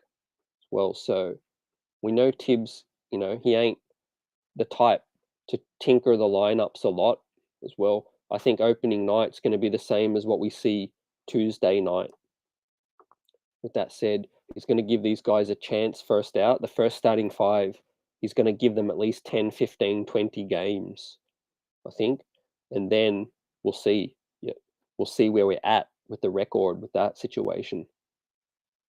Yep, Nick Yak, Rose's contract does end next year. Don't mean he's leaving, especially if he stays healthy. So you're right. That's a good point. I guess it doesn't mean they're going to trade Rose by any means, right? We know how much Tibbs loves him. He loves being in New York as well. I guess the only way I see Rose leaving is if we trade him, we could get a real piece back, at the deadline. And also perhaps if he really wants to, jump onto a contender for that situation, maybe Rose just decides, man, I got a couple of great years left. Let me chase that ring. Yeah, man, I'm hyped. You guys are rocking out, buzzing, and this season is a win-win for me. I'm staying optimistic because we've got young players that are going to grow. We've got draft picks in a stacked draft as well. We've got changes on the horizon with this thing. Let's just see. Let's rock out and have some fun. Rose can go to the Bulls, next year. Well, I'd have to think if they're doing well, the possibility would increase, fam. Yep, especially if the Bulls are doing well. There's that spot with Alonzo. We know that issue's up in the air. Lonzo Ball having a scope, man. He's out until 2023 at least. So yeah, the Bulls, man, they're under pressure already, I think. If he's looking for a major role, that shows they have improved on what areas Tibbs wanted to see. Yep. Facts, right? Yep. Definitely. And they put in the work. I think that's the best way to win Tom Thibodeau over. I think, like I said, that's why he loves Quickly so much. He's warmed to Obi. The talk is that he's warmed up to Obi. Yeah, he likes Grimes' two-way potential. He likes McBride with that situation, fam.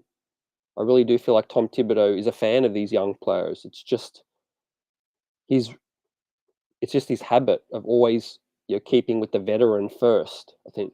But if the veteran ain't producing, he's done it in the past. He's yanked some dudes. He yanked Kemba. Um, the biggest thing that he was whack was the Alec Burks situation, right? Which I'm glad we don't have to deal with that again. We got a surefire point with Alec Burks and that situation. But yeah, I think that was the biggest issue for me for Thibs. Yeah, and not finding Obi enough minutes. But he was always open to playing quick a lot. Even from his rookie season, he played quick. Um, he gave Grimes an opportunity, when Grimes was busting through as well. Talk about Cam Reddish. If he's producing in practice, I think Cam going to get that chance too, fam. He could play the hybrid 3-4 role with that. And yeah, I talked about this as being my favorite quote so far out of preseason. The second one is playing with pace, getting up and down. Right, Julius slimmed down, and when I first saw that, I immediately thought, man, he's not slimming down to play the 3. He's slimming down to get up and down. Right, not slow plodding, getting up and down. Yeah. If he stays healthy, guys, like, he needs to be cashed in while he has some value in that situation, right? Yep. I think there's going to be a lot of buzz, fam, at the deadline. No lies. Yeah. The NBA is back, fam. Not wait for this Tuesday night game. What it do, brother? Heck in the building, man. Yankees. Man, Yankees have got everyone buzzing out here. New York sports buzzing with that situation. Fam, absolutely lit with that. And speaking of, it was an absolute honor and blessing to be on the Call Sports New York this morning with Bill Daughtry, talking about the Knicks, previewing the season with him. We chopped it up for about 30 minutes. Well, when I get the audio, I'm going to upload it to this channel so everyone can hear it as well. And Bill's going to come on again throughout the season. It's going to be fun chopping it up with the legend as well. It's great to have Bill Daughtry back talking sports as well. So yeah, that's where you can find him. He hosts on Saturday mornings and Sunday mornings, 7 a.m. to 9 a.m. as well. It's the call-in show. You can call in, talk to them. There's no advertisements, none of that as well. It's just 18 straight hours a day of calling New York sports as well. So yeah, it was awesome with that situation. But I guess the key theme is, a lot of the media is actually higher on this squad than we first thought. We got Bobby Marks giving us 45 wins. Well, we've got people saying, with issues with other East teams, the Hornets, some other unknowns.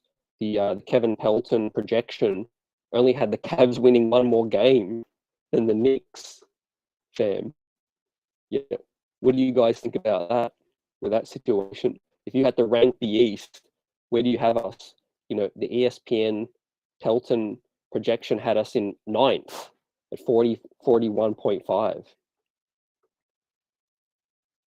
Nick Yak says cap will go up, and if Rose wants to stay, I don't believe they would trade him. First of all, and what for another second round pick with that? Yeah, good points. It comes down to, I guess, like what is available for D Rose.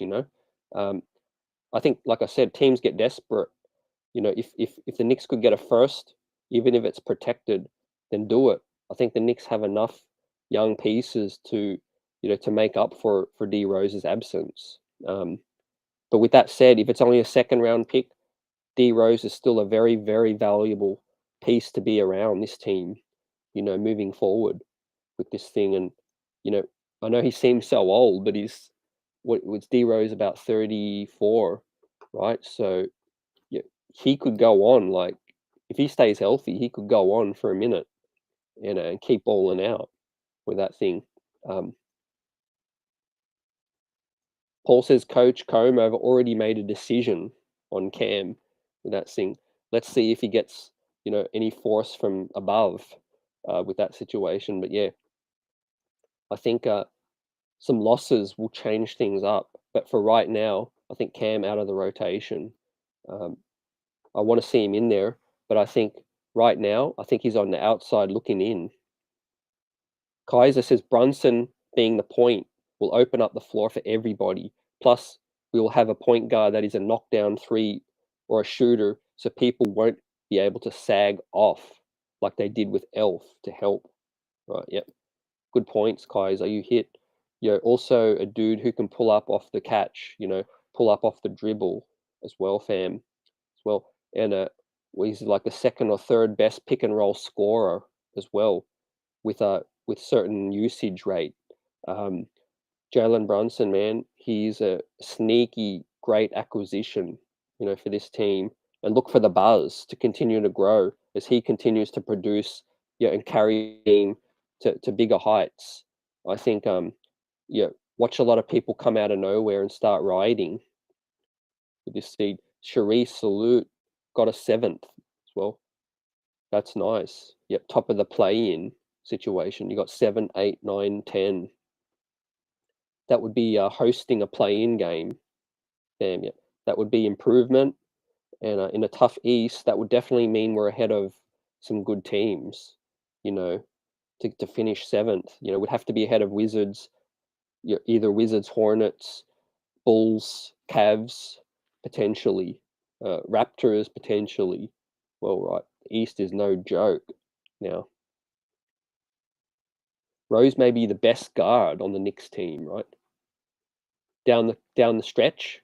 I still give it to Brunson, but I know what you mean. I think Rose has that finishing ability like no other in terms of when you need a bucket, right? Sherwin wants to hit on some top 10 ISO players. You got Shea, DeMar, The Beard, Pascal, Trey, Tatum, KD, Giannis, Randle, and Embiid. Yep. For that situation, showing love to Juju is Sherwin. Look, top 10, to me, that's a stretch. I don't have Randle in the top 10 ISO.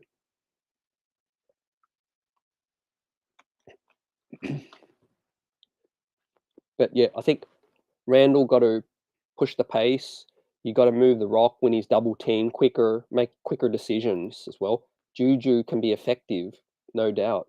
I said with the show on John Schmelt, when we chopped it up last week, I said I want to see the New Orleans Pelicans Juju. That's the kind of Juju I want to see. Is the New Orleans Pelicans kind of guy, not a guy that is trying to carry a team, not a dude that thinks he has to score every time. Play a role, play within the offense with that, and and try to get him downhill. Right. I talked about playing to each player's strength. Julius Randle's strength is getting downhill, but not necessarily carrying the ball up the court. Right. Pick and roll. Get him in positions. Also post ups as well, and more mid range for Julius as well. I don't want him shooting as many threes because I really do believe that the shooting percentage from 2 years ago was a result of the empty gyms. I'm not saying he can't shoot well, but not at that kind of clip. I want to see him shoot more middies. With that, Geraldine in the house, salute. What's good out here? What's your preseason prediction against Detroit, against Indiana twice, and against Washington? I got the Knicks at 3-1 or a 4-0. Kaiser, how many games Rose missed since he been here? Right, facts. Right. It's the height stupidity to keep paying a player to sit at home and play 2K with that situation, right? That could be the reason D Rose has lost a lot of weight, fam, too, as well. And you're not wrong. He's missed a lot of time. It's just a tease that when he is available, he's that good as well. That's the other side of the coin, Kaiser. I guess it's a tease because he real good with that situation. But yeah, I give maybe Rose one more year here. I see where it goes. Let's not make decisions right now before opening night. That's the beautiful thing about the games. The games got to be played. We got to evaluate throughout the season, and I think a lot of these narratives and storylines will resolve themselves. It's going to become clear whether we need Fournier gone by the deadline. It's going to be clear to see what Derrick Rose's role is going to be on this team by the deadline. I think it's going to be clear by the end of the season, where we need to go if we don't already know. So, yeah, it's going to be a fun season. Yeah, let's take a game at a time to see. Um, but I'm evaluating the front office and I'm evaluating the coach because they need to put this team in positions to succeed, and the front office got to put this organization in a position to improve. Basically, we can't get too sentimental. We can't, do bad trades. We can't give out a whole heap of cash as well. We got to be fiscal, with this situation. Yeah, Kaiser, PG, Kawhi are better than Randall, right? Absolutely, no doubt about it. And Walter says, salute. Our roster only have 4 vets. Rose, who's 34, Fournier, 29, Randall, 28, Brunson, 26. The rest of the team is 25 years and younger. Yet Brunson and Fournier are underestimated as a backcourt. Right? Salute, Walter, with that. Yeah, we're certainly in a better position than last year in terms of the veterans, fam. No Burks, no Taj, no Noel as well. We bring in a younger Hartenstein. We're bringing a younger Brunson up in here with that situation. Yep. We bring in a Svi Mikhailuk, who's 25 as well. So, yeah, they've made some progress, to moving towards, a younger roster. Definitely, fam. E. Gibson, I like Rose's vet leadership, but he is too injury prone, and we'll have to manage him game by game. Yeah. And that's why I think the first 40 games, fam, too. Well, how much of a leap does Quickly take? Will show us. He could take on D Rose's role with that situation. Deuce McBride, another asset that we've got to make decisions on. But Geraldine gives us 3 and 2, so it's a 4-game preseason. So I'll take you as saying 3 and 1, fam. Right? I'm on the money there. You're on the money. 3 and 1 with that. Maybe we lose one of the indie games. If I have to pick one we lose, it's the indie one because, home and homes are tricky. Sometimes, you beat up on a team and then the next game they want to beat up on you. So I think we beat Detroit by about 8 points. I think we beat Indiana in the first game at home. Then we lose the second game in Indy as well. I think we maybe rest a few guys that game because it's back to back. And then the final game, we come out guns blazing and put the beat down on the Wizards. Yeah. Walter also talks about, the importance of veterans on the roster. Yeah, we really only have 4 guys as well, right? Yeah. In terms of a long season, you do need some veterans as well. It's just about how big their role is, in terms of playing time, I think. Nick Yak says nobody given up a first for 33-year-old Rose with that situation, right? Could be a protected first, possibly. The only way I see it happening, fam, is if uh, D Rose is absolutely balling out and being healthy, in a team like maybe the Lakers. With that, we didn't make the playoffs, and this man is talking top 10 with this situation. Says Sanga, not as high. He says if we are struggling and under 500 at the All-Star break, I could see moves being made. Right? Yeah, no doubt about it. Yeah, no doubt about it, fam. And actually, I want to hit on that too because not just about the Knicks, all teams around the league, fam. Brian Windhorst raised this point as well, and it's a great point. With this draft and how stacked it is, look out for a lot of teams to make that key decision at All-Star break, fam. Well, the West is stacked. The East is stacked. Best believe if you're floundering by the All-Star break, which way would you rather go? Try to make the 8 seed or stack up the chips for the future with that, with that situation, right? Generational draft. You got dudes in the top 10, top 15 with all-star potential. Right. And the Knicks have 3 potential picks with that, with Dallas, Washington, and our own. Well, so that is going to be crazy out there as well. But yeah, not just the Knicks. There's going to be heaps of teams pivot, I think, at the All-Star break. If they're keeping it real, well, there's going to be a lot of teams Yeah, exactly, Kaiser. Let's watch it and play out. I think by the halfway point, the situation will be clearer as well. Rose is expiring. It will be great in a package to get a better wing. Send Evan, Rose, and picks with that situation, right? Yep. And there's a lot that ties into what Kaiser said as well. There's pressure from Thibs in the front office. Thibs wants to win ASAP, and let's not forget the front office didn't get Donovan Mitchell, so they are looking to make another little splash too. Well, if the Knicks are around 500 by the All-Star break, look for Thibs in this front office to try to go in. Maybe not all in, but try to be a buyer at the deadline. If the Knicks are doing well, I still feel like they'll try and be a buyer with that. Who's stepping up for Burks? Big shoes to fill. Lars on point, facts. D Ras, salute. 4 and zip, I like it. Yep, I like it as well. It's about building chemistry, no doubt. Evaluating some things, winning games in preseason, it don't mean much, right? Facts. Yep, definitely agree with that, fam.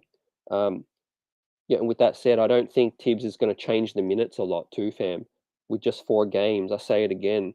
I really do feel like if the Knicks are up by 10 points with 4 minutes to go, he'll keep Randle, he'll keep the starters on the floor, to build habits.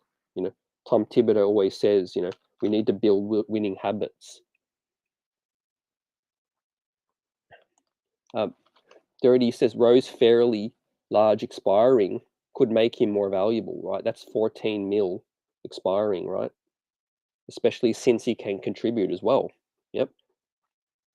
Yep. It's going to be interesting. Um, my only thing is like, it depends what kind of pick the team is willing to trade. I don't think a lot of teams are going to want to trade this year's pick. A lot of teams are going to be holding on to the 2023 draft picks. With that, maybe Rose gets you a couple seconds. Um, like I said, maybe we're in the playoff push and they'd rather keep him, I think, as well. Um, sometimes the team values trading a vet to get a pick, and sometimes they value the vet more than the pick. Um, Marcus Morris Sr. wanted the bag, so the Knicks had to trade him to get a pick and get quickly. D Rose, I wouldn't expect him to want to get the bag again, so they might prefer or value Rose on the roster rather than the pick or whatever picks he gets as well. Yep. But yeah, DeRoss hitting money there, a super bench, right? With Quickly, Rose, either Grimes or Cam, Obi, and Hartenstein, right? No doubt about it. Top 5 bench in the league. Pencil that in, fam. New Yorker, what's good? What's good, fam? We're the best depth in the league, too. That's another question as well. Do we have the best depth in the league? Fam, right? Depth can be really good and depth can be not as good for certain teams as well. If dudes aren't disgruntled, they're happy to support and happy to work on getting minutes, push for that. I think chemistry is going to be key, you know. And I said this to Bill as well on the show this morning with that situation on the Call Sports. I said to Bill, I said, look for, he said, what kind of advantages are the Knicks going to have this season? What are they going to be good at? And I said, for the Knicks to be good, chemistry is going to be on our side. Familiar faces, there's bonds between Randle and Evan. There's bonds between RJ, Mitch, Quickly, Obi, Grimes, Cam. These guys like each other, and there's familiarity too. There's not too many new faces. We know when there's a roster upheaval, players have to gel, they have to get to know each other. They have to learn each other's habits, things like that. About 85% of this roster is returning, right? So there shouldn't be any time to, acclimate and learn each other's tendencies. They've played with each other for the last 2 seasons, basically, with the exception of Brunson. But I expect Brunson to get it straight off the bat. Brunson, coming off the Western Conference Finals, playing with Luka, he doesn't need time. He doesn't need 35 games, to get acclimated, I don't think. I think he's going to settle in nicely. So, yeah, look for chemistry to be key. Familiarity. With that situation. I do feel like that's going to be an advantage over some teams. Look at all the teams that made roster upheavals, things like that. They're going to need time. Yep. So Nick Yak says we're better at point. We should have a better year at two guard, especially if it's RJ, and who knows at the three. But Randall will be better. Mitch Hartenstein better than Mitch and Noel. Right. Nick Yak, facts, spitting facts with that. Well, I like it. There's no other way but to say that we made improvements. Yes, it comes down to execution, and yes, the East got better as well. But we got some things on our side. We got the bench, we got familiarity. Well, we got a top 15 point guard. I think he's in the top half of the league in point guards at the moment, roundabout there. But his impact on this team is going to be, profound with this thing. And which ties into ultimately my projection of how far this team can go is from this quote you see on the screen, the role of the young players as well. How big is that going to be? How much do they develop? How much does RJ take his game to that next level? Because he's my X factor with the New York Knicks this season, right? I sort of know what we're going to get in Brunson. I kind of feel like I know what kind of Julius I'll get. I kind of know what Mitch brings. But with RJ, it could be a lot more than what we're expecting with this situation with RJ. He could take that huge fourth year leap with this thing. So, yeah, he's my X factor, is Star J Barrett. And then, of course, the other younger players as well. How much of a role do they get? How much of a bigger role with that? Dirty says Phoenix just tosses picks. I don't even know if they really want another first this year. That situation. Look out for the DeAndre Ayton thing. I know all of us fans and everyone, all fam, have been keenly looking at the storylines. Man, DeAndre Ayton does not look happy with that situation. I think they signed him just to retain him with that situation. No lies. So, yeah, with that said, we locked up Mitch as well. I'm expecting big things from Mitchell Robinson this season. I'm glad he's a Knick, and I think Jalen Brunson going to really unlock his game. And Walter hits as well, man. It's about playing team ball, accountable to each other offensively and defensively, playing unselfish, everyone touching the rock, right? Facts, Walter. You know, the identity of the 70s Knicks, being a super team, basically, not a team of stars, but a super team in terms of that unselfishness, right? And we finally got that point guard. I'm super hyped for the point guard play. You know, we've been, we've been tough out here without that point guard.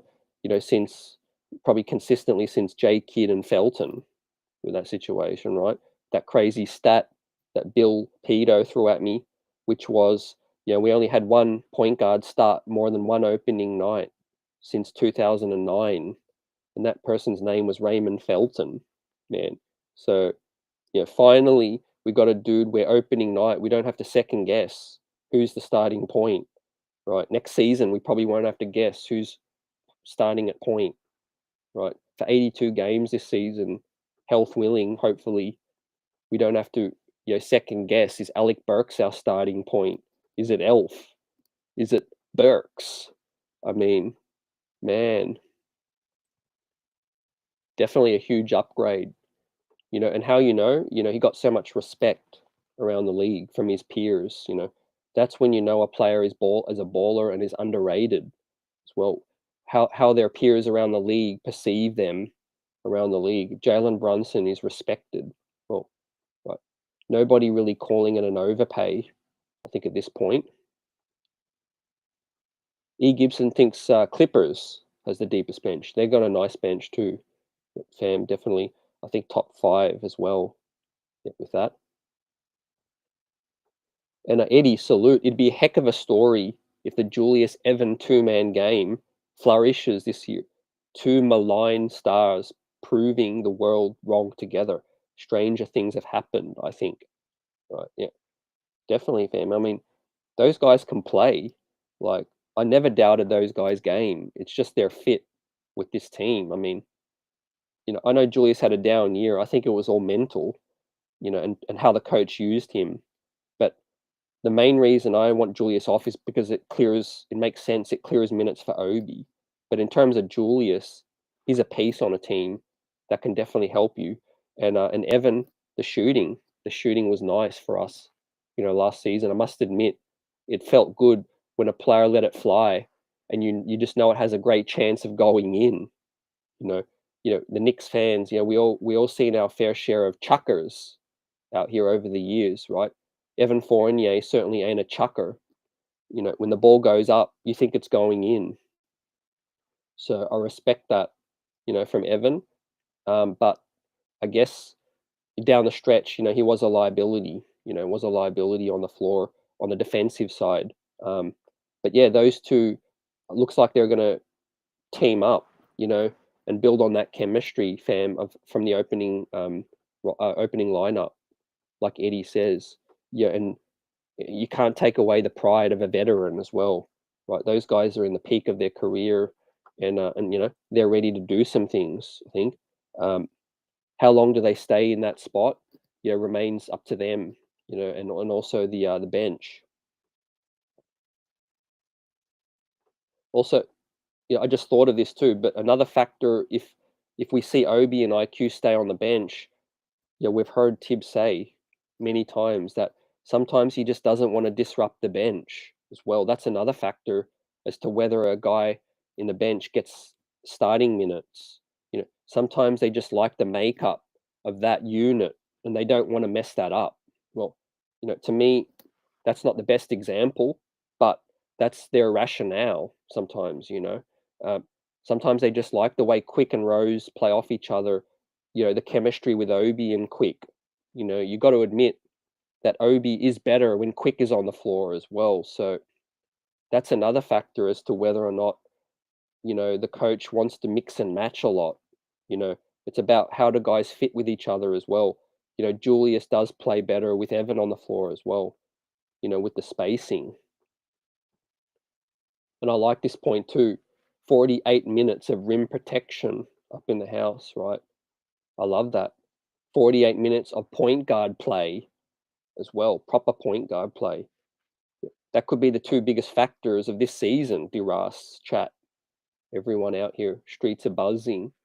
You know, 48 minutes of point guard, 48 minutes of a good center rotation got us in a nice position. We just got to fill in that wing spot with great minutes with that. Kaiser, I'm counting on Star J and Brunson to bring it this season, right? Yep. Facts, right? You're gonna have the Garden rocking out, man. Another big RJ Barrett highlight dunk as well. Some Brunson breaking some ankles as well, right? Yeah. I'll put this question out to the chat, Knicks Nation, right? I put the over under on how many ankles does Brunson break. Well, I put the over under at 5. Right. Give me an over under on how many ankles Brunson breaks this season, man. It's just nice to think about it, and I can't wait for next Tuesday. Well, against Jaden Ivey, man. I'm not quite sure what Detroit's rotation is, but I think Jaden Ivey would have to start, right? I know next to Cade, maybe. Yeah, Jaden Ivey next to Cade, I'd have to guess, right? East Blue says my top important thing I need to see is our fourth quarter and free throws, right? Yep. Absolutely key, fam. You hit with that. The Knicks were in positions to win a lot more games last season. Let's be real. We capitulated down the stretch. I have that as one of the main reasons is the point guard situation. And the other thing is our forwards couldn't hit free throws. Mostly RJ struggled as well, but mostly it was Randle and Mitch as well that struggled with some free throws with that, man. I think the crowds, players got a little shook. Imagine playing a whole season with no crowds and then and then there's a raucous crowd back, screaming MVP, screaming obscenities and things like that. So yeah, the Knicks have got to work. Hopefully, yeah, most players have worked on their free throws, according to RJ, according to Mitch.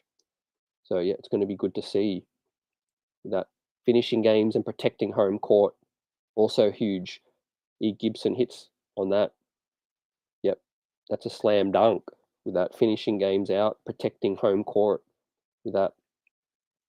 And prepare yourself, Knicks Nation. There's going to be tight games. There's going to be close games. We're not a squad that I don't think is going to get blown out a lot. You know, it's about execution down the stretch. You know, which is why I feel good with the closers we got now with Brunson, Rose.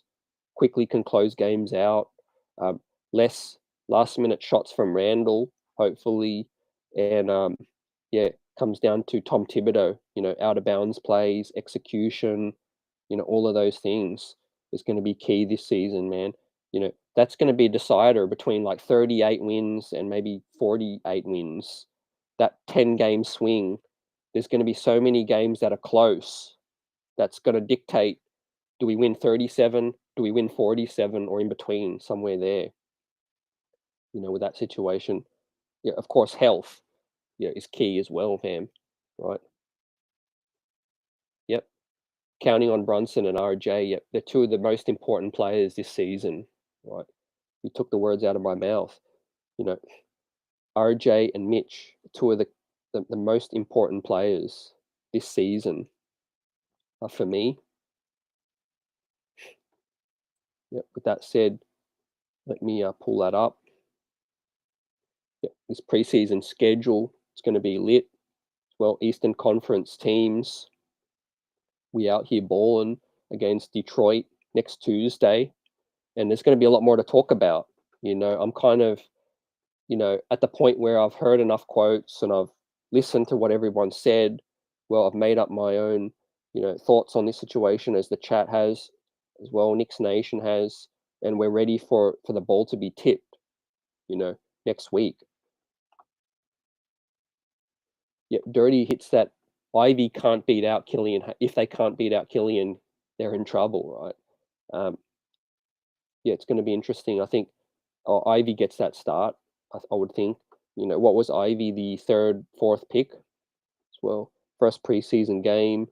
Good opportunity to ease him in. I think in a preseason game as the starter. With that, Eddie says I'm going to stand up for Evan a bit. He's a pro's pro, shows leadership, positive demeanor as well. He's committed. He keeps his head when things go badly. He's an excellent shooter and a solid ball player as well. Yep. No doubts about it, fam. And I use this analogy. I know we shouldn't always compare a player to their salary, but if how quick can the narrative change on Evan? If Evan Fournier was earning $12 million, well, $14 million, and it maybe in a different role, he would go from polarized to loved. I mean, what he produced last season for that kind of salary, I think players do get judged, on their salaries a lot, and it's not up to them. They were paid what they were paid. Leon Rose gave him 18, $19 million as well. That's starting money, but if he was earning bench money, I think most fan base, 99% of fan base would dig it, with that situation. So yeah, salary has a big part in that. Yeah, Brunson should eliminate Randle's turnovers. Parrish on point. Quick decision, Randle is dominant. You hit Parrish with that. Man, that's what I want to see. Not dribbling the ball up, pass it up, get downhill, then kick it back to Randle, running downhill, man. And one thing I will say that sticks up for Randle, he gets an unfair shake with the refs. Does Julius Randle, man? He gets fouled going to the cup like 90% of the time, man. You can't stop Randle flying at the rim unless fouling him. Well, but he hardly gets the call, like LeBron too. Those dudes that are built like a bully, they get hit, and they don't really get called a foul a lot. So, you know, it's a bit harsh for Randall with that.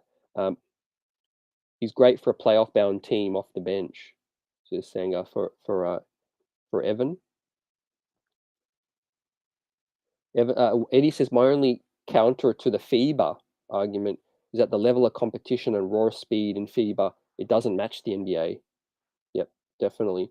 I think the difference in Evans D could be that half step different speed. Yeah, with that, I just think physicality is another thing too, fam. Um, there are certainly slower players that can survive. I think a slower point guard, a slower big man. Unfortunately, Evans just a wing. That's kind of that worst position in the NBA. To be slower than the other guy. I think because a lot of the time you're caught out of position, as well. With that said, but yeah, I think Evans at that point in his career where he's pivoting towards is he a really good starter on a team or should he be a bench player? And we're evaluating him on the Knicks. Let's evaluate Fournier if he was on any other team. If Fournier was on any other team, 80% of the teams would have him off the bench if they're trying to win. You know, yeah, like I said, it just goes back to Evan's salary. What we're paying Evan. With that situation, right? Um, Leon Rose in the front office don't want to, you know, show that it was a bad investment by benching him. I feel, and they've also got a perfect storm with Grimes only in his second year, and they feel like they could probably ease him in one more year. But let's see. I think Tom Thibodeau has warmed up to playing the younger players more. I think purely the fact that he admires them, he likes them, and I think he's seen enough from them to trust in them a lot more with that situation. Yeah, there you see RJ Barrett on fire already. Talk about a dude that can handle New York, handle this situation like Evan has been able to through the ups and the downs. Um, talk about a huge offseason for RJ. He was in trade talks. He went into the offseason with uncertainty over his future and the contract. That's all been resolved now. He's been interviewed, he's talked, he's ready to rock now. RJ Barrett ready for the fourth year as well. Is bully Barrett with that situation as well. He's got his contract, and I'm really happy with the number. 104 mil with potential 120 mil. Um, talk about. I don't think that's. I know there's been talk whether some people could envision it being an overpay. I think the complete opposite with that situation. I think we've already seen the worst of RJ Barrett. The only way is up for RJ Barrett. And especially when the CBA and the cap goes up, ladies and gentlemen, there's no way on earth that's going to look like an overpay with that situation. Like that kind of money ain't what it used to be anyway. That's the first point. Well, the CBA is going to go up, with that situation. Yeah, with RJ Barrett, it's about the swing skill, the shooting for me, efficiency and shooting, and then he can be the second best player on a team. Yep. In my opinion, he could still be the second best player on a great team with that situation. That's where I got his ceiling at, kind of a Chris Middleton kind of guy. Still high on that, but it's going to be a big year for RJ, huge year for this thing. I expect him to score maybe less points, but more efficient, and look for him to get more assists and rebounds. Rebounding the ball, pushing it up the floor, and also finding teammates now, with more weapons, on the court. With that, yeah. Brunson and D Rose and a good Randle is good for 10 more wins. Right? Yeah, it's obviously hard to predict because each season different. But yeah, man, if you're going off just last season, then yeah, you know, and I said this to John Schmelk, every season brings up teams that we think are going to be really good, but aren't as good. Well, not only is there teams that we think are going to be not as good and they're better, there are teams that we think are really good, but they're not as good. Everyone anointed ATL last season as being the next big thing, ATL were bad last season. You know, people had the Bulls high up, the Raptors high up. I said the Bulls were overrated. Next thing that happens, Lonzo Ball's out till 2023. Well, so I was kind of along the right path there. Um, I think Toronto's a little overhyped as well. People got Toronto ahead of the Cavs. I mean, I just don't see that.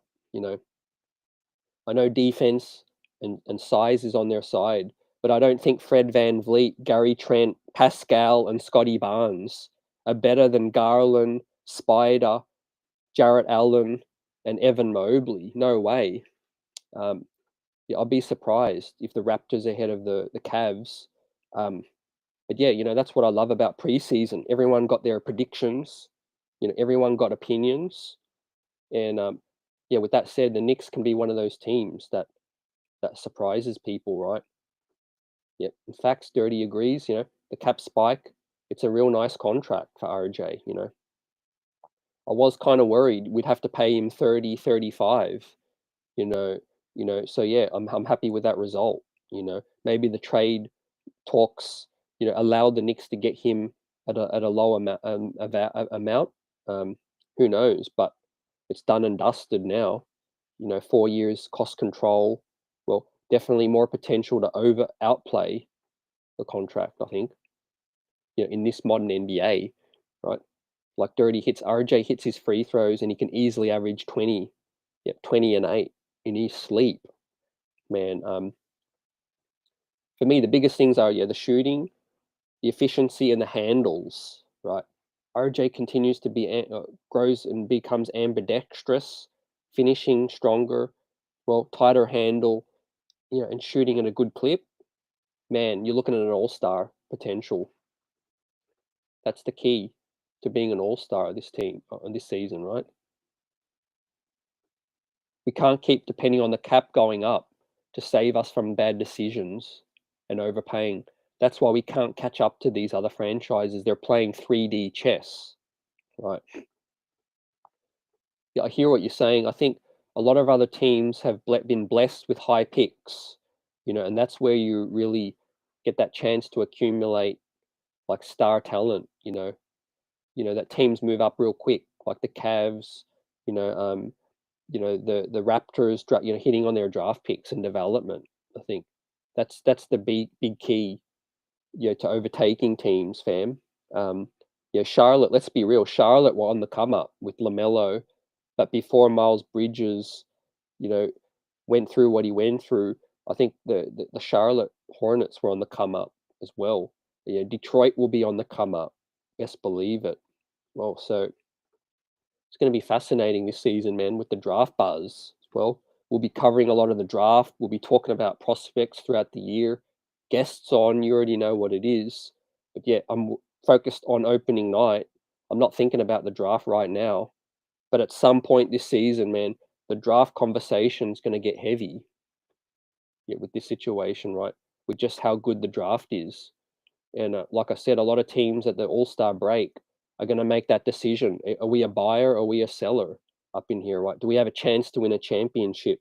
Or do we have a chance to get a real nice piece? Uh, Eddie F, I like the RJ Middleton comp. That's good and realistic look for RJ. Yep, appreciate you, fam. Yep, definitely with that.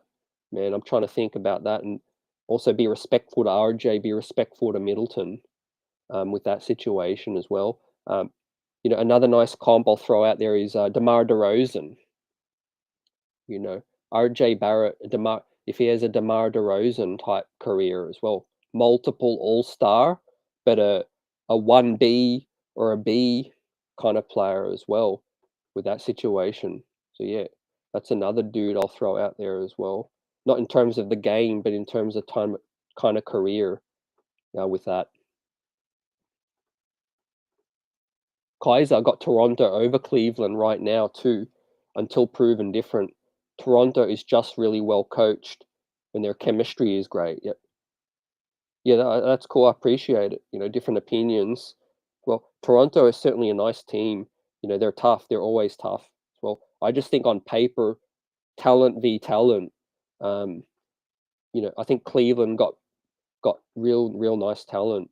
Um, they got to put it all together, but yeah, I think talent will take them far this season as well. I really think Jarrett Allen, Mobley, if he takes another leap, is going to be underrated with that. Yeah, Julian, let's get it. Appreciate you out here. Everyone else rocking Saturday night. The feeling is right. We don't have to wait too long, ladies and gents. We're done with the camp quotes, the interviews, the narratives, the trade talks now. We actually got real basketball to see, right? And it's going to be fun because there's going to be more to chop up. Best believe it. We're going to be talking about games now, and what happened in the game, as opposed to just quotes, and news reports, things like that ish out here as well. You guys are the best in the biz, rocking out, always got it on lock. Yeah. With that said, man, it comes down to our biggest acquisition. Well, not just Bully Barrett, but Jalen Brunson, man. I love his demeanor. I love his demeanor off the court, on the court as well. He puts his head down. He's a team player as well and a leader out here as well.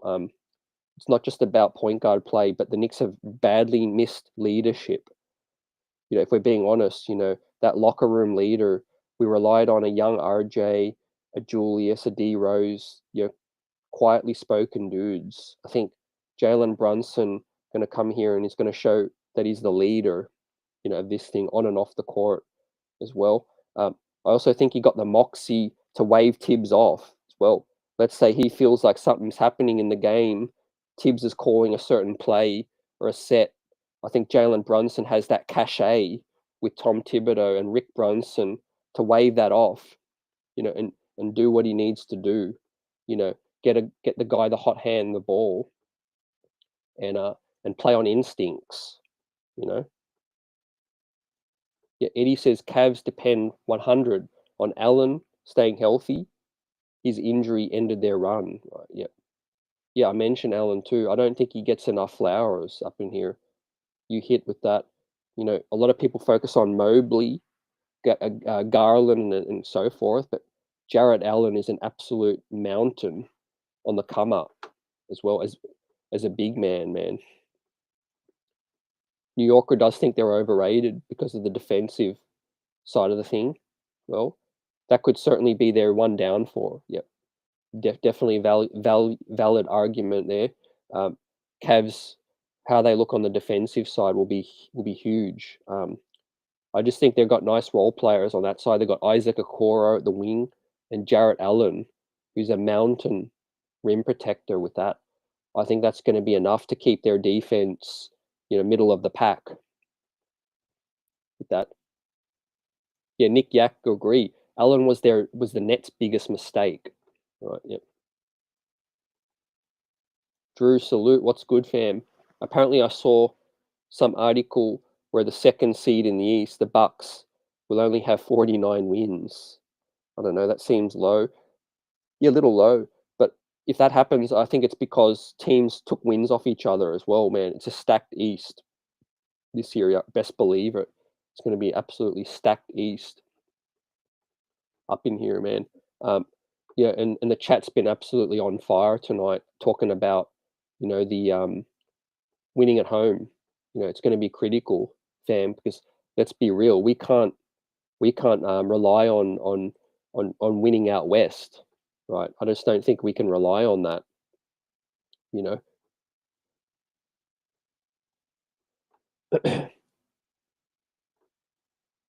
Yeah, and of course Mitchell Robinson, his health is hugely critical to this thing.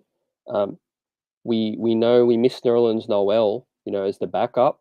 We got Hartenstein now. We solidified our center depth. Well, also want to honorable mention to Jericho Sims, who could factor into this season more than what we know right now. We may look back on this season and say Jericho Sims played a bigger role. Well, he's coming along nicely, and I want to see him develop. But yeah, it's all about Mitch and Hartenstein at this point. I think they're the two centers in the rotation. Mitch, he's been working on his free throws. I love that he said that. He's been working on the little hooks as well and his conditioning. Well, that's a player that knows where they need to improve. Well, with that, so yeah, I'm really looking forward to a big year for Mitch. He was technically the player, that was re-signed, that was drafted to a second contract as well. So yeah, he was signed to a second contract that the New York Knicks drafted, right? Homegrown, money made Mitch. With that thing, I want to see maturity, and I want to see better free throw shooting. Yep, from money making Mitch, man. Coming in at the right playing weight, it looks like. He didn't really bulk up like he did too much last time. Yeah, and he's ready, man. Dirty says if we are the 10th best team in the East, it will be hard to win much more than 50 games, right? Yep. Yep. Definitely a very, very, very even East with this thing. Yep. Kaiser says, I think with Garland and Mitch in the backcourt, your guards can shoot over them just like fold out chairs in practice. If Allen isn't under the basket, that's a layup too. Yep. That's definitely good justification for Toronto to see, and that's what the Cleveland coach is going to have to work on. I think Donovan Mitchell, he's got an impression to make out there, right? He's got to help them on the defensive side. I think. Yeah, yeah. Allen and Okoro are above average defenders, like New Yorker says, right? Definitely. Nick Yak says just because fans think we are around the 10 seed, don't make that a fact. We will be in almost every game. Again, with our D and with Brunson and Rose at point, we should win more. Yeah. Like I said, yeah, it's going to be a huge swing this season because we are going to be in a lot of games, fam. It's going to come down to D stopping, getting stops, and getting execution down the stretch. Who's going to be our closer? Who's going to take those final shots? What kind of sets is he going to draw up? All of those things is going to be the difference between winning 37, between 47 kind of thing. If everything goes right, with that thing. Walter says, CT, this is just the second season. Fournier and RJ, Mitch, and Randle are playing together as well. And now with Brunson, the true point, look out, Walter. Yeah, I agree. And yeah, I've been saying, Walter, chat, that chemistry is something that I'm expecting to be an advantage for the Knicks. Well, familiarity with the third-year coach as well, Tom Thibodeau. Well, best believe this team shouldn't come out looking lost on the defensive side. Players should know where they're positioned. The offense, they should know how it's run right now because it's the third year under Tom Thibodeau.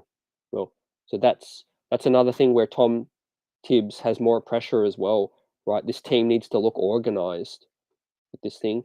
But yeah, it's all about chemistry, like Walter hits on, right? Absolutely facts. Yeah, with that, right? You spelled that out. Fam, yep, absolutely. Yep, as we're counting down the days, the hours, the minutes till preseason, right? This means not just preseason, means that the season is kicking off, right? Another season of New York Knicks City basketball, ready to get into it, ready to rock out with the chat all season long. It's going to be fun, live streams, interviews, guests, giveaways, talk, facts, shout outs, it as well. It's going to be buzzing and I'm looking forward to it finally. It's been a long off season, man. I mean, the Knicks have been in the news the whole off season for pretty much anything other than basketball related stuff in terms of on the court stuff. Um, and I'm ready for the players, the quotes, and the coach to shut up and to let the play do the talking now. Right? There's really nowhere to hide with this situation, and it's going to be good, to see some action. And the Knicks got to take care of home, right? We've got to win the games at home in this stacked East this season. Otherwise, we'll be having a different conversation, by the trade deadline. I think the schedule's pretty tough. Not going to lie, outside of the first 4 regular season games, where 3 of them are at home. After that, there's an early West Coast trip from the 15th of November. We hit Utah, Salt Lake, which was supposed to be the national game. Let's see if that's still national game, but that's a 5-game road trip very early in the season. Well, so that's going to be interesting, and the Knicks are definitely going to need that familiarity and chemistry, I think, to come out of here, to come out hot. I think we could surprise some teams this season, says Kaiser. Plus, there is potential to make a pickup mid-season because we have assets, right? Every year, there's some star that wants out, right? Facts. Yep, absolutely. This season's going to be wild from the get-go, man. Yep. A coach under pressure that wants to win, 64 years old, a front office that didn't get their big fish as well. Despite what they say about development and being happy with RJ, they're not satisfied in terms of like, they didn't make that next big, swing, right? Another thing, that's my must see this season is we must find a bigger role for Obi with this situation, right? That's the number one thing, right? With Randall here, with Obi, I don't care if you keep both, but find a way to make it work. Find a way, right? Play Obi a little bit at the 3, play him a bit at the 5. Just give it a chance, right? While both are here as well, because we're coming up to a financial decision with Obi as well. The rest of the league doesn't really know what we have in Obi as well. Um, were those games towards the end of the season, was that a reflection of garbage time or different intensity with that? Is Obi shooting legit? All of those things need to be found out with that. No uncertain terms, right? This front office is on the clock with this situation with Julius and with Obi, right? You invested heavily in an 8th overall pick, and then you invested heavily in Randall financially, right? So something's got to give with this situation, right? Yep. New Yorker says, I want to see us improve the free throws, right? Yep. Me too, fam. That critical down the stretch too. That's going to be another big factor in terms of like winning games, and closing it out. Fam, right? Yep. You absolutely spell that out with that. And that could factor into who's finishing games out, fam. Thibs will love dudes that can hit free throws to stay on the court. Look for your Grimes to stay on the court potentially because he can hit free throws quickly. Rose is clutch from the free throw line as well, fam. And we got the roster here, man. The 19-man roster heading into this season, right? I think fans are pretty universal in talking about the strength of this team is the depth, the flexibility with this thing, fam. This is the squad we're heading into the season with. Well, there's a lot of great situationals, a good third unit lineup, man. You talk about Deuce, Mikhailuk, Cam, potentially Ferron Hunt, and Jericho as a third string unit. There's definitely some roster movements to look out for this season, facts. But the first and second unit, that's what it's all about. And the Knicks can put together a hell of a 10-man rotation with this thing, man. That's why I got us 45 wins. I think we make some changes along the way. I think the Knicks start slower and we get hot to finish the season. I think the Knicks finish this season hot, well, with chemistry and familiarity and with some changes with this thing, more clarity to the rotation, yeah, and all of that. Think of all the lineups. Yeah, East Blue Drew, right? Absolutely, man. You could go real small, you could go real big, you could go fast, you could go post up heavy with that situation as well. Hartenstein and Sims give us a lot of different opportunities as well because they're mobile big men as well. Like Jericho can defend the perimeter, and Hartenstein is a liver body that you can run, some offense through. That has a good passing game as well. Julius doesn't have to bring the ball up now as well because you got JB. Well, you got other ball handlers, secondary, third ball handlers in Fournier and Grimes and Cam that can run action as well, and give the point guards some time off. as well. We got point guard depth. If there's an injury, knock on wood, nothing happens, and wishing health to everybody. But we got the depth to cover up from that now, fam. With that 19-man roster right now, fam, I'm loving it. CT, all the rumors, the fake news, all the negativity to some of our players, the reality is coming. Real game time to shut up all the negativity about this team. Let's go, Knicks. Yeah, salute, Walter. With that, a la Wise, Grimes, Fournier, and RJ free throw sucked last year, right? Yeah, got to be a huge improvement this season, man. That counts for heaps of wins. I think even the third string ain't bad, right? Facts, right? Like Kaiser also says, though, depth is only the strength if you use it. We should be running teams with fast pace, right? But Thibs' offense, let's see, is slow and you don't make the adjustments, right? Yep.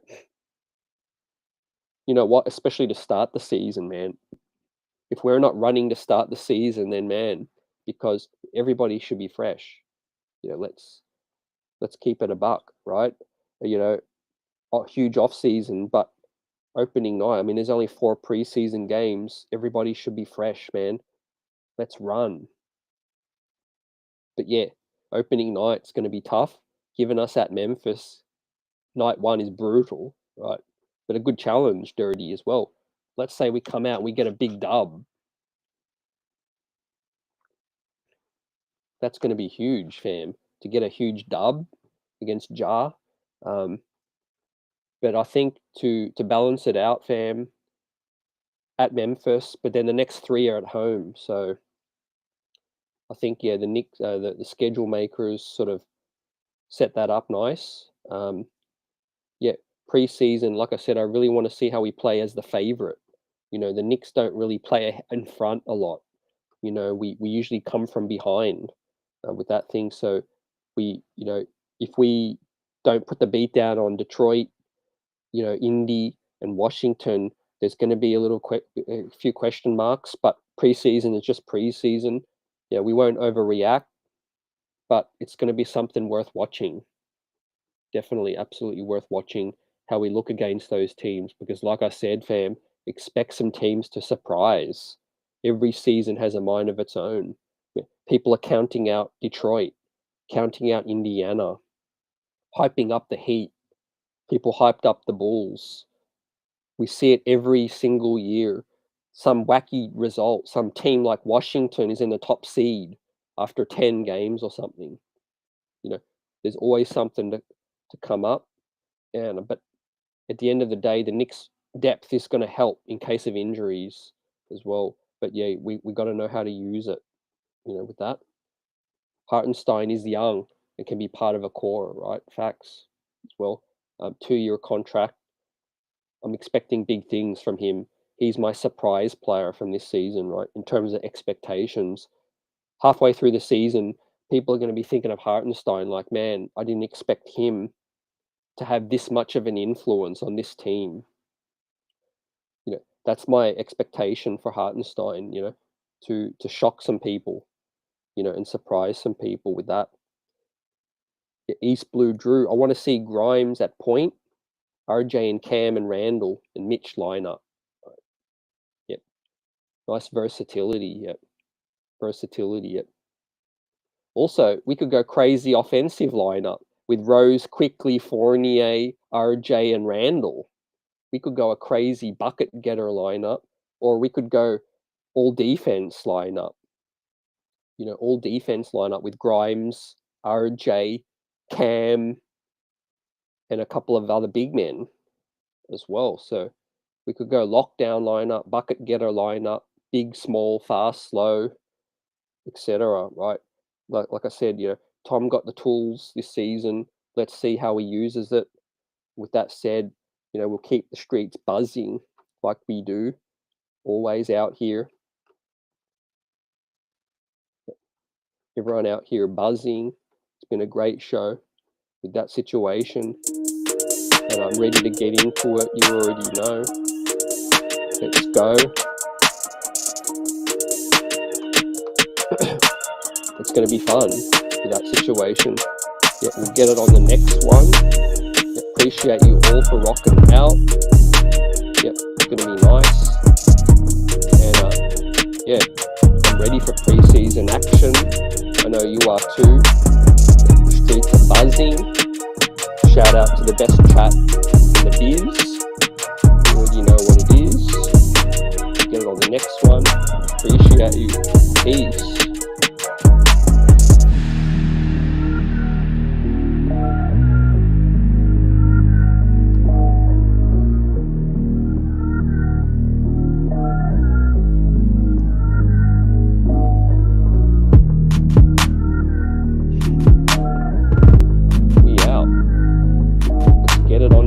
Ladies and gents, be back at it. Health, prosperity, blessings to everybody, and a fun Knicks season.